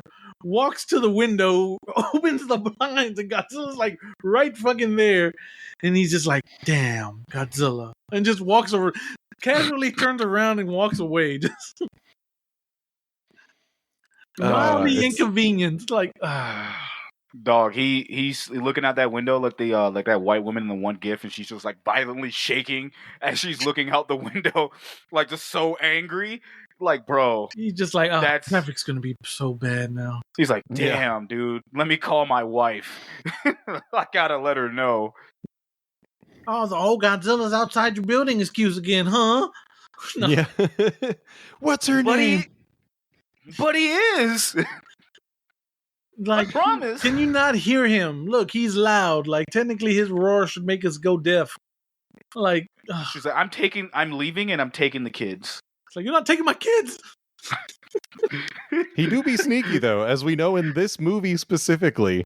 When Godzilla wants to be quiet, You can be super fucking quiet. Yeah, because Gondo and his team are like, okay, we're meeting at these little buildings. Good luck, men. It's been an honor. Like, they go with their bacteria bazookas. And Super X2's like, hey, man, I need you to get Godzilla in between all these buildings. And he's like, all right, man, I'm activating all weapons. And he just flips all the switches. Yeah. On his keyboard, just and then finally he's like, open the fire mirror. Because we forgot to mention the fire mirror gets damaged. Because I guess... I saw that. I didn't know what was going on at that time, but I saw it. It gets damaged earlier. They're like, damn, the Super X-Men, that was synthetic diamond. That wasn't supposed to melt. It was supposed to be more powerful than the previous one. Yeah. This was supposed to take the heat of the sun. Oh. Oh. But yeah, it opens up the mirror again. Like, we gotta give it everything, and then Godzilla proceeds to blow it up. It just crashes. Yeah, it never lasts. Yeah. I will say, I'm glad they never brought that back, because it's like, yeah, y'all don't know what to do with this. No, we get one more Super X in Destroyer. Oh, yeah. We get the Super X3, and it gets the ice. Yeah. Had to bring it back. It was such a popular character. And is it not this dude they bring back? Oh, it probably is. I can't remember, because they make a big deal like there's only one man that could pilot it. And like he comes out all... Yeah. I can't remember who it is.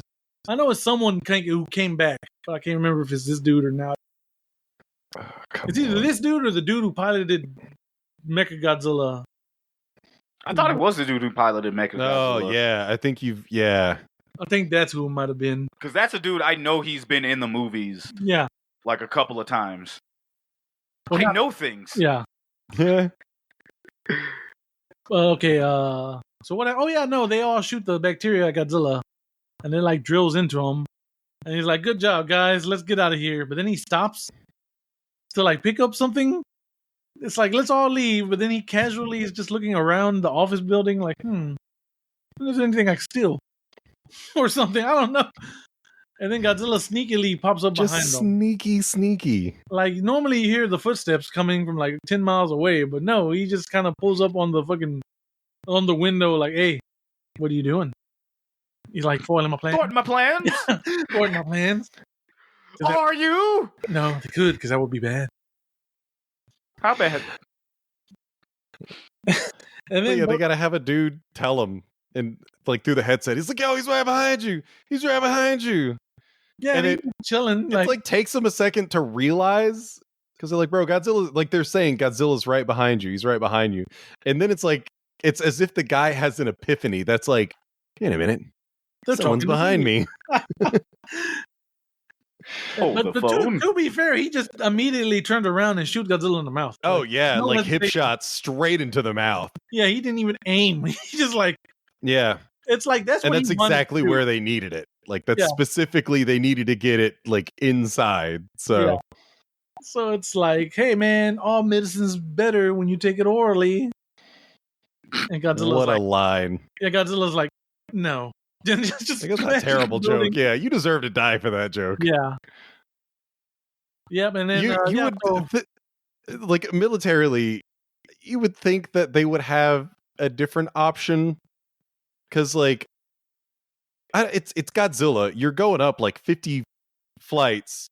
Why don't you have a parachute? Why don't you have an alternative means of escape? Yeah, because it is Godzilla. He would have to jump straight out at Godzilla. I mean, he could run to the back. What? Get away. You ain't opening no fucking parachute in my fucking line of sight. I played Fortnite, and it's pretty hard to get close to Godzilla. Oh, man. You think it would be easy, but no. Then you get stepped on, and you're like, oh, that was a thing. That makes sense now. Plus, technically, if we're being realistic, you get next to Godzilla, you're automatically dying of cancer. That's true. Yeah.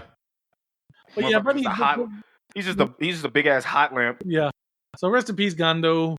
You know, hopefully he doesn't have a brother or a best friend that takes this very personal, and you know, wait a couple of movies to get his revenge. Yeah, yeah. Hopefully not, but we'll see. Surely that won't happen. Yeah, surely that won't happen. It'll never happen. Yeah. And okay, so let's go. Kirishima receives the cells and returns them to the JSD. Didn't we? What they received? Oh, whatever. This wiki is all out of order. Shirogami theorizes that if Godzilla's body temperature is increased, the bacteria should work against him. The JSDF erects microwave emitting plates during an artificial thunderstorm, hitting Godzilla with lightning and heating up his body temperature during the battle near the shores of Wakasabe. Godzilla is only moderately affected, but Biollante, having evolved into a more powerful form, arrive to engage Godzilla in a battle once again. I'm just going to finish it. We can just talk about the end. Go ahead. Mm-hmm. After a long battle, Godzilla fires an atomic breath inside Biollante's mouth, mortally wounding it. After Godzilla exhausted, as the bacteria finally takes hold. What? Spell it out. Your words. No, because it's like they go to two different sentences that makes no sense. Look, after Godzilla is exhausted by the bacteria, I'll fix this for them. He goes into the ocean and crashes. Meanwhile, dying Biollante splits apart from the spores, which rise to outer space, forming an image of Erica among the stars. There you go. Look at that. Mm-hmm. As Shirogami watches the scene, he is shot by Triple S9. Kirishima chases and briefly scuffles Triple S9, who gets killed by a plate activated by Sho Kuroki. Afterward, Godzilla reawakens and returns to the ocean. In scene, insert motivational speech. Shout out to the big rose that's now in the sky. The big rose in the sky, yeah. The big rose in the ionosphere, just chilling. What a fucking weird, you know what? Credits. Let's just skip to it. Let's just fucking skip to it. What did y'all think about Triple S9's death? Look, man, he got cooked. But he gets evaporated. Because the plates were there to draw lightning in. So my question though is, how did that guy know that the agent was there? Because the number lit up.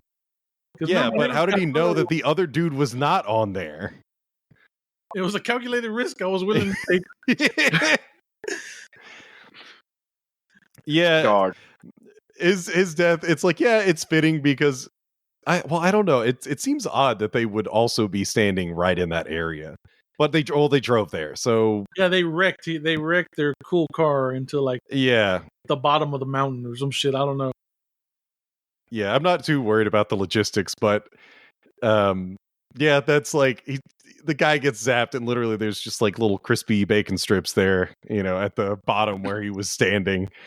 And it's like, damn, dude.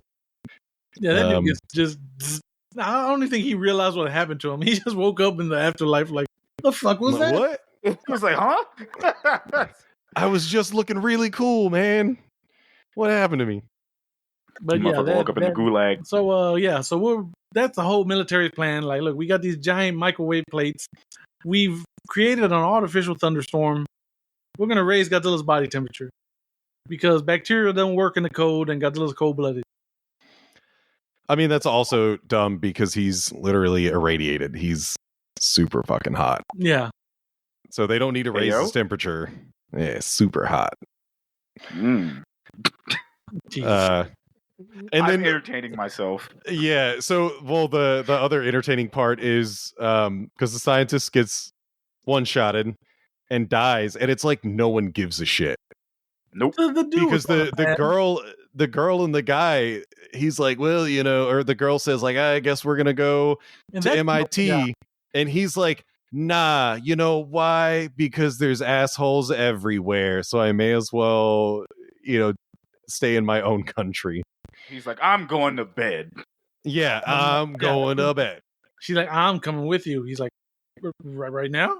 Yes. Yeah, like right now though? It's like always, or like something like forever. Like, always. Forever, yeah. Always. Yeah. And I'm just like, okay. He's just like, okay, just to be clear though, if I can't get it up, like it's been a long day, so like I almost killed performance anxiety. By I was just attacked. Secret agent.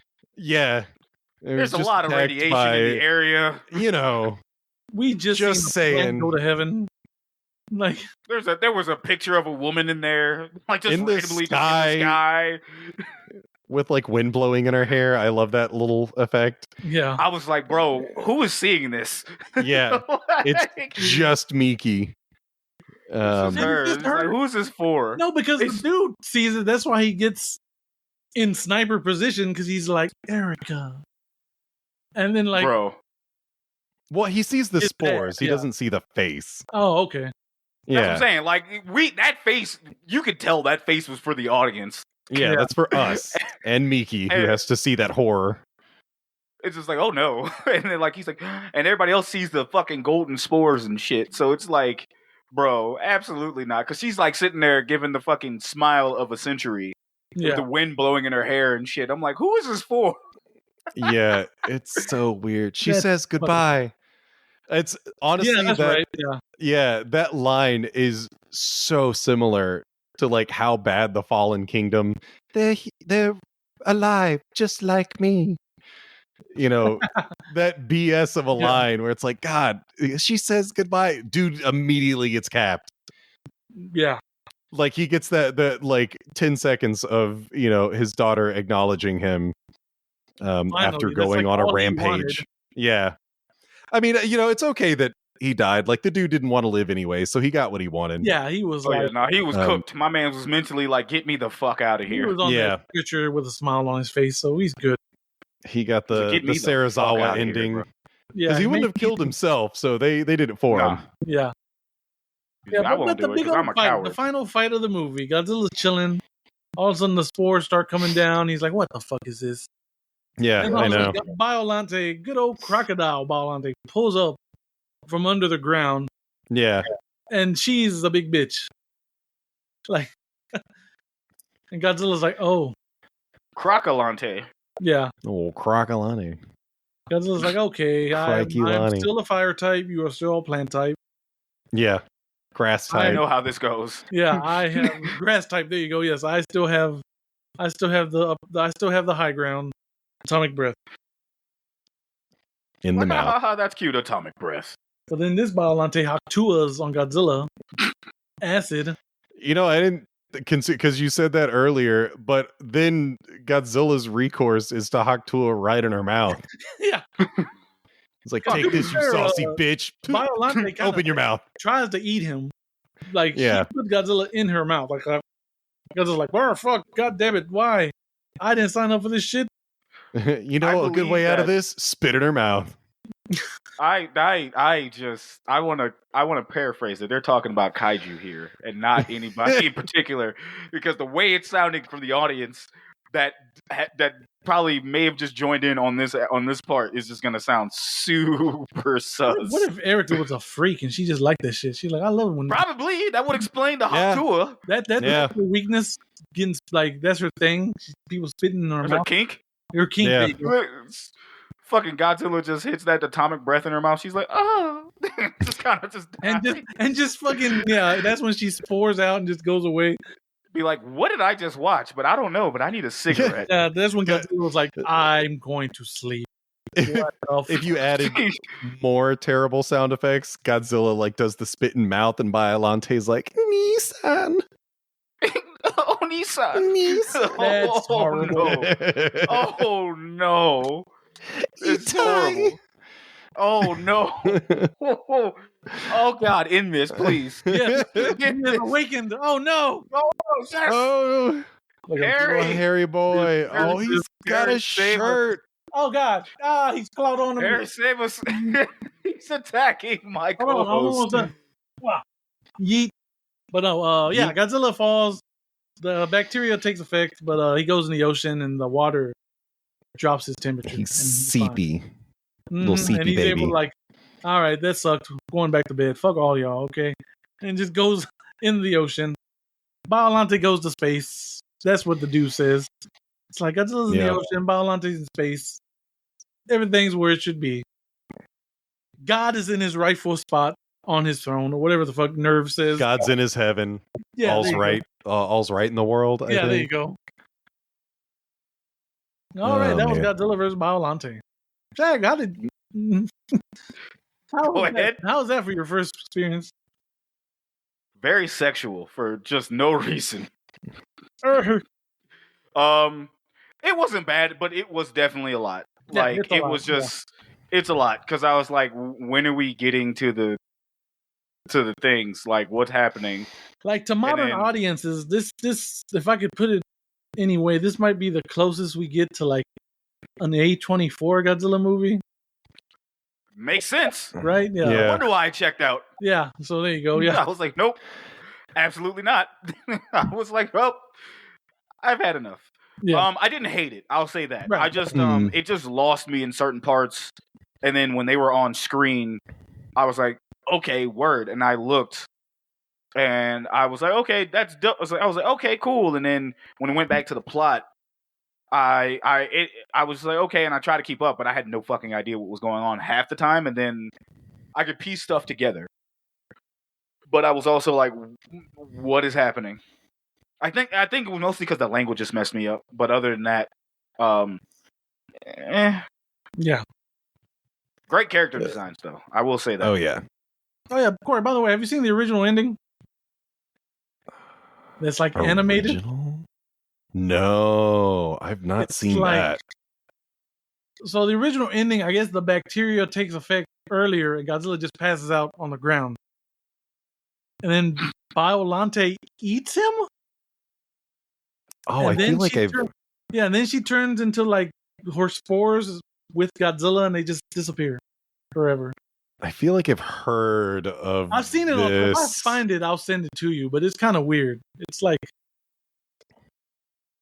I don't know if it was meant to be filmed or it was going to be like a quick little animated sequence. But yeah, that was the original ending to this movie. Huh. I do know there is there's a sequence that got lost entirely. Apparently Godzilla and Biollante fight underwater. Oh, that's pretty cool. And something happened with the camera, like it leaked, so not only the camera but the film inside were destroyed. Like beyond recovery. That makes sense, because there's that scene where Godzilla gets tripped and he goes underwater.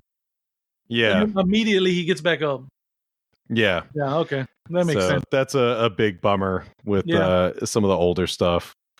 So like this movie, and what I generally tell people, this is the like spaghetti against the wall of Godzilla writing, because it's everything. There's corporate espionage, it's like a spy thriller, there's unchecked like biological science, governments fighting each other for this stuff, like government espionage.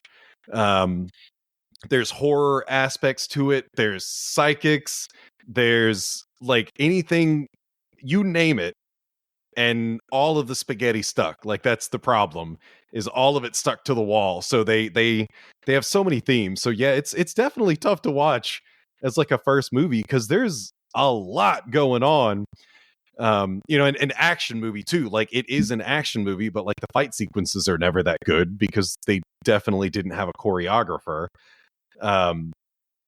That's why it's just like, this movie has a lot, and it's like, okay, this scene's going to be an action scene. Okay, now next, this scene is going to be a dramatic scene where the people are talking about like patriotism. Okay, now this scene is going to be our fears about like, mankind adjusting the weather, because the storm is manufactured by man. And then, okay, now this scene, and none of them are themes, they're scenes. It's like they don't put enough time into anything, and that's where I think the charm is, but also that's why I put it close to the bottom, is it does not know what it wants to be, because it is literally like everything, with the exception of, there's not really a love triangle in this one. There's not a ton in the way of romance. Strong female characters, which is pretty cool. Like the woman who's like, I don't think I want to go to MIT. Like, I don't think I want to leave you. I think I want to be a successful scientist on my own here in Japan. And it's actually the guy who changes his mind. It takes a giant reptilian plant to do it, but whatever. We're pretty stubborn. And S9. And S9. So pretty much, Kory, what you're saying is this movie is a Godzilla buffet. Yes, it is everything. Every scene is its own part of the buffet. It's literally just missing aliens. That's all. Yeah, I mean, Biollante becomes the alien. Yeah, well, yeah, you're right. Yeah, be the alien you want to see in the world, you know? Yeah. Be the alien Japanese think you are. Yeah, with tentacles. Yes. Well, that covers that, but here I want to say, boys, I'll start with Kory. Kory, what was your favorite cinema villain moment? Oh man. It really is just that fight between Godzilla and Biollante, because like if I had to pick like a singular scene, I think it's when she opens her mouth to like spit out, because when you see how wide the maw opens and all of the stuff like stretching with it, it is like top tier special effects, like better than any other, better than anything John Carpenter did. The Thing is really fucking weird, but I would still say that Biollante is like a better special effects creation than that. So many details, top to bottom.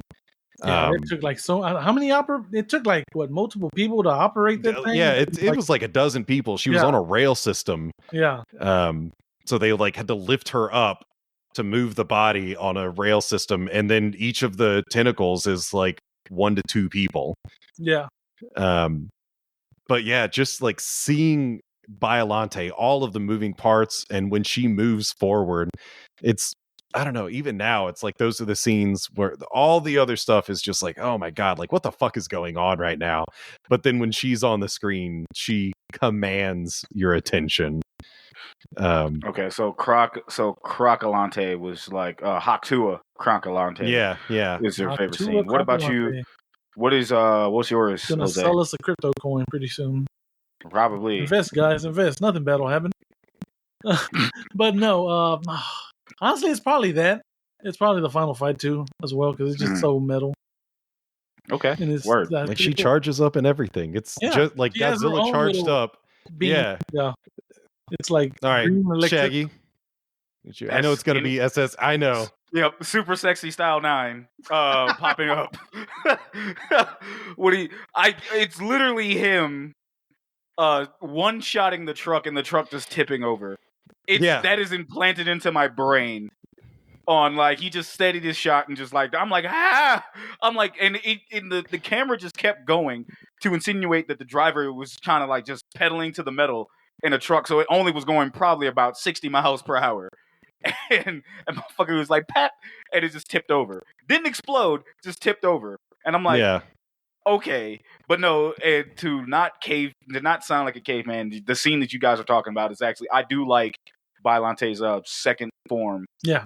Versus the flower form. I do, now that form was still dope to me as well. Yeah. But the Crocalante form was wicked. I will say that shit. So yeah. Speaking of, folks, we're wrapping this up. But we here at Cinema Villains not just rate and review the movie, we also rate and review the villain of said movie, and we judge them by 3 categories. Those categories typically are the motive, the drip. We're not doing it. Typically the motive, the drip, and the threat level. However, since this is a kaiju type monster, the rules are different. We still keep motivation only because we forgot what the thing originally was. We take the drip and we transform it into character design, and the threat level still stays the same. Yeah. Kory, since you are our guest, 1 out of 5, what are you giving Biollante there for motivation? She's singularly motivated because she exists only to destroy Godzilla. Because she is the embodiment of the anti-nuclear. Like I don't think she has a global domination thing. But does she? Dun, dun, dun. Yeah, we don't know. Well, I guess technically we do, because she does return. Yeah. In her own right. I think, let's see, if it's not global domination, I would have to say that's probably like a 3, 4, something like that, because it's not 3.5. 3.5. Yeah, we'll do a solid 3.5. Okay. Because she ain't trying to take over the world. She's very dedicated to that 3.5 though. Okay. Like all she wants that one thing and she's gonna do it. But like no one, Biollante kills like one person. Really? Yeah, just that one. One human in the entire film. The one biotech agent gets fucking murked. The black guy. We can the black guy. Yeah, it's the black guy. It's the black guy. The only black guy in the movie. Pre-Jurassic Park. Yep. Clever girl. He said, "Hold on to your butts," and got murked. Got murked on screen. To get murked. Jose, can you also ask Harry what was his favorite? Harry, what was your motivation for Biollante? Meow. Now you don't want to meow. I'm giving you permission to meow. His motivation. Wait, what did Kory give him? What'd you give him? 3.5. 3.5. Yeah, I'm just like, it's a 3 because I don't know what exactly. Yeah. Erica just wanted to go to sleep and her dad wouldn't let her. He put me in a flower. Man, if they had done more with Miki, like, can you imagine if this character had been, if Miki's like, oh yeah, there's like a seething rage because she wants to be dead, but the Godzilla cells are keeping her alive in this like, that would be awesome. This obscene bot, if you put it in that context, it would absolutely be like a 5. But they're like, I don't know, she's heckin' mad. Yeah. By the way, did you ever see Shelter 54? That short film? It's like a Godzilla fan film. Oh, I don't. Shelter 54? I'll look it up. I sent you a link a long time ago. I don't know if you ever got I probably did. Okay. But it's basically, they have a... Oh, yeah. That's basically it. The origin for Biollante in that short film. It's like, we want to die. We can't. Yeah. This sucks. Yeah. I'm also gonna give her motivation just a 3. What threw me off was reading the tail of the tape where they said global domination. I didn't get not one iota of that whatsoever. No. I'm like, no, absolutely not. I was like, motherfucker said, I just don't want to exist like anymore. Yeah. Like with a bigger budget, maybe it could have been like, this plant's gonna spread everywhere. We need to stop it somehow. Yeah. It's like definitely a 3. Now, character design. And I'm going to go to Kory, but I am going to say just overall the character design, and just kind of look at trying to aggregate both the scores for the first form and then the second form, if that makes sense. I would still say, man, I guess in movie, because the first form, I'd still give it I'll give that one a 3. Because it's solid, it's iconic. It's not quite as dope as the box art. You took the words. Yeah. If we got that, it would be a 6. But Word. Yeah, so I would say that would be a 3, and then of course the Crocalante is a 5. Like, I love that. I have more Godzilla than anything else, but I have definitely more Biollante than anything else. Between like the figures that I put up behind me that can't be seen on this camera quite as well. I've got like official Shinji Nishikawa art of Biollante. Oh, nice. Nice. Yeah, I've got what is it? Like just like little folders to hold paper. They had released the Heisei series, and I have a Biollante one of that. Like, I just bought that. But I love Biollante's final form. So, yeah, with that. So a 3 for the first form and 5 for the other one. Yeah. Jose, what are you giving for the forms? Yeah, I'm pretty much right there. I'm at a 3.5 for the first form because it's still cool. It has rows with teeth. And then, of course, 5 for her true form, her final form. This is metal as shit. This is why Godzilla fans want more Biollante, because we only got this movie. Yeah. But yeah, it's dope as pretty hell. metal. Crocalante. I high-key am also going to give the same score. I was originally going to give the first form a 4, because instantly I was like, that's what's on the front cover of the box art. But you guys reminded me that it's not, and I'm like, okay, I got to take it down a notch then, because I'm gonna look like a fucking weirdo if I say that. And they're like, no, it's not. I'm like, oh god.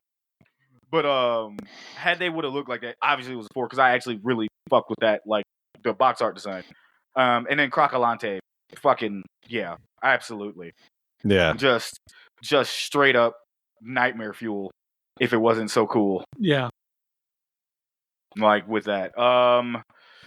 And threat level. Now this one probably going to be a little tough because I want to get you guys' opinion on. I have my own score, but I can be I can change it. So Kory, what are you giving for Biollante's threat level? So because she doesn't really have motivations and we don't know where she can go from here, because it seems like the only reason she evolves is because the first form dies. So like if that never happened, would we have ever gotten Crocalante, or would Biollante just be a giant freaky rose in a lake? I would say, I don't know, like it's like a 3. Because we don't know what else we would have gotten. And in the following form, we don't know if she would have ever gone any further than trying to kill Godzilla. Probably would have. There'd be some more mutations, I'm sure. I'll say 4 because of the second form definitely evolving. Like what we got in the end, I think was going to go a lot further. But it ain't a 5. Word. Jose? Yeah, I'm right there, a 4. Dude, that's what I was going to say, because like, yes, Godzilla can sort of beat her kind of easy, so it's not much of a threat to him. But like, I think if like humanity tried to fight Biollante, there wasn't jack shit we could do to it. Plus, she has the old technically I'm immortal, fucking clause in her contract, so she can just like I'll be back. Yeah, I fucked up. So yeah, it's a 4 for me. 4 for me, bud. And she hocked Tua's acid, bro. That's not good. No, that's not. If the Xenomorphs have taught us anything, that is a broke ability. Yeah. Yeah. So originally I had it at a like I had it at a 2 for real, because it was a plant monster. Yeah. Against somebody that breathes fire. That's just okay. Get out of here, brother. That's not it. Yeah, no. But that's why I was like, I'm gonna suspend mine because I wanted to hear both of y'all and see how y'all felt. I would bump it up to a 3 because I'm still going at the end of the day. Like, granted, we didn't know what we could have. To Kory's point, we don't know what we would have gotten had this movie could have continued. Yeah. But in my brain, I'm like, that's still a fucking plant. The giant fire lizard is literally spits fire. So yeah, you can wrap me in your tentacles, but as soon as once I get this fire spit out, it's a wrap for you. Exactly. The living embodiment of the nuke is right there, and it's gonna It's not even like it's like, hey man, I don't spit ice. Is what we're getting at. Yeah. So I'm Dylon in these streets. I spit hot fire. Dylon. But to be fair, ice kills plants too. I mean, yeah, but like at the same time, if you're looking at it scientifically, scientifically in those movies, all it would have done was like being a minor inconvenience for Biollante. It just withered. Like, damn it! Wait till the temperature gets better. Like, wait till wait till global warming takes effect. Kicks in. Yeah, wait till it kicks in, boy. I tell you. But also, again, back to Kory's credit, we just didn't see enough of the actual true form, and I wish we kind of got to something a little longer. You could have cut some of the movie out and kind of given that more time. Yeah. To really kind of hold in the fact that this can be it's not a global threat, but a bigger threat than what it was. So that's why I'm at with that. You could have cut the stupid biotech subplot, like, hey, we're gonna unleash Godzilla. Just let Godzilla come out on his own. Like, look, earthquake happened. That sucks. Well, just free now. It could just be like Saradia versus Japan. Yeah. Because they are the reason SSS9 is in the movie. So, like, yeah, that needed to be cut out because there's too much going on. Like everyone's attacking Japan, including like literally it's like 3 people kicking Japan while they're down. It's Godzilla, Saradia, and not US. Not US. Not America. Like, help us. No. Well, folks, thank you. That is it. That has been this episode. Now, Kory. We weren't going to rate SS9. No, I can't, brother. Because it's a straight 5. Yeah, it's the only boards like. Well, maybe the only reason Godzilla lives is because SSS9 was not hired to kill him. There you go. Yep. He wasn't coming for our boy. Yeah. Like SS, like super sexy. He'd have one-shotted him too. Nah. Dog, he would have shot him with that gun and Godzilla would have fell down. I'd have lost my shit. I'd have lost my shit, bro. Like you motherfucker. Like he shot him and he just like, man, what? And he casually walks. Bitch, no. Like Godzilla no. Yeah, Godzilla can say, "Oh, you bitch," and he kind of just falls to the ground. I'd be like, "This is the greatest movie of all, like, of just a cinema." I can see why it's in the cinema collection. I can see why. Oh my god! But folks, thank you all for joining us for this episode. Kory, again, thank you for tuning in and joining us for this, because Lord knows this would have been a shorter episode had it would have been just me and Jose. Can you tell the real then? Yeah, boy, would have been one side of the shit. Can you tell the audience, the audio audience and the YouTube audience, where they can catch you and your works? Yeah, if you are interested, you can find me at The World Is My Burrito, aka TWIMB podcast. Anywhere you listen to podcasts. I'm also on YouTube. I should probably upload the last 2 videos, but so anywhere you listen to podcasts, the social media stuff, I'm mostly on Blue Sky and kind of Pink Sky. Twitter only exists for cool Japanese art, and that is it. I don't do anything else on there anymore. Yeah. But yeah, so that is it. And I should have another episode coming out. Oh god, it's probably going to take me 2 more weeks thanks to convention season, but yeah. There we go. All right, Jose, you want to close us out, my man? Alrighty, as always, we here at the Cinema Podcast, we love each and every one of y'all. And we want to take care of yourselves. And remember, next time you step on a rose, just think, what if it has the soul of a girl in it? Just relax. Be gentle. Every rose has its thorn. Some Haktua acid at you, so be safe. Oh my god, I was waiting for it. I was waiting for the other shoe to drop. I was like, he's gonna fucking say it. It's starting out so nice, and then he's gonna ruin it. It's gonna happen. Oh, shit. But yeah, anyways, we love you. Please take care of yourselves. And now we all bid you adieu. Later.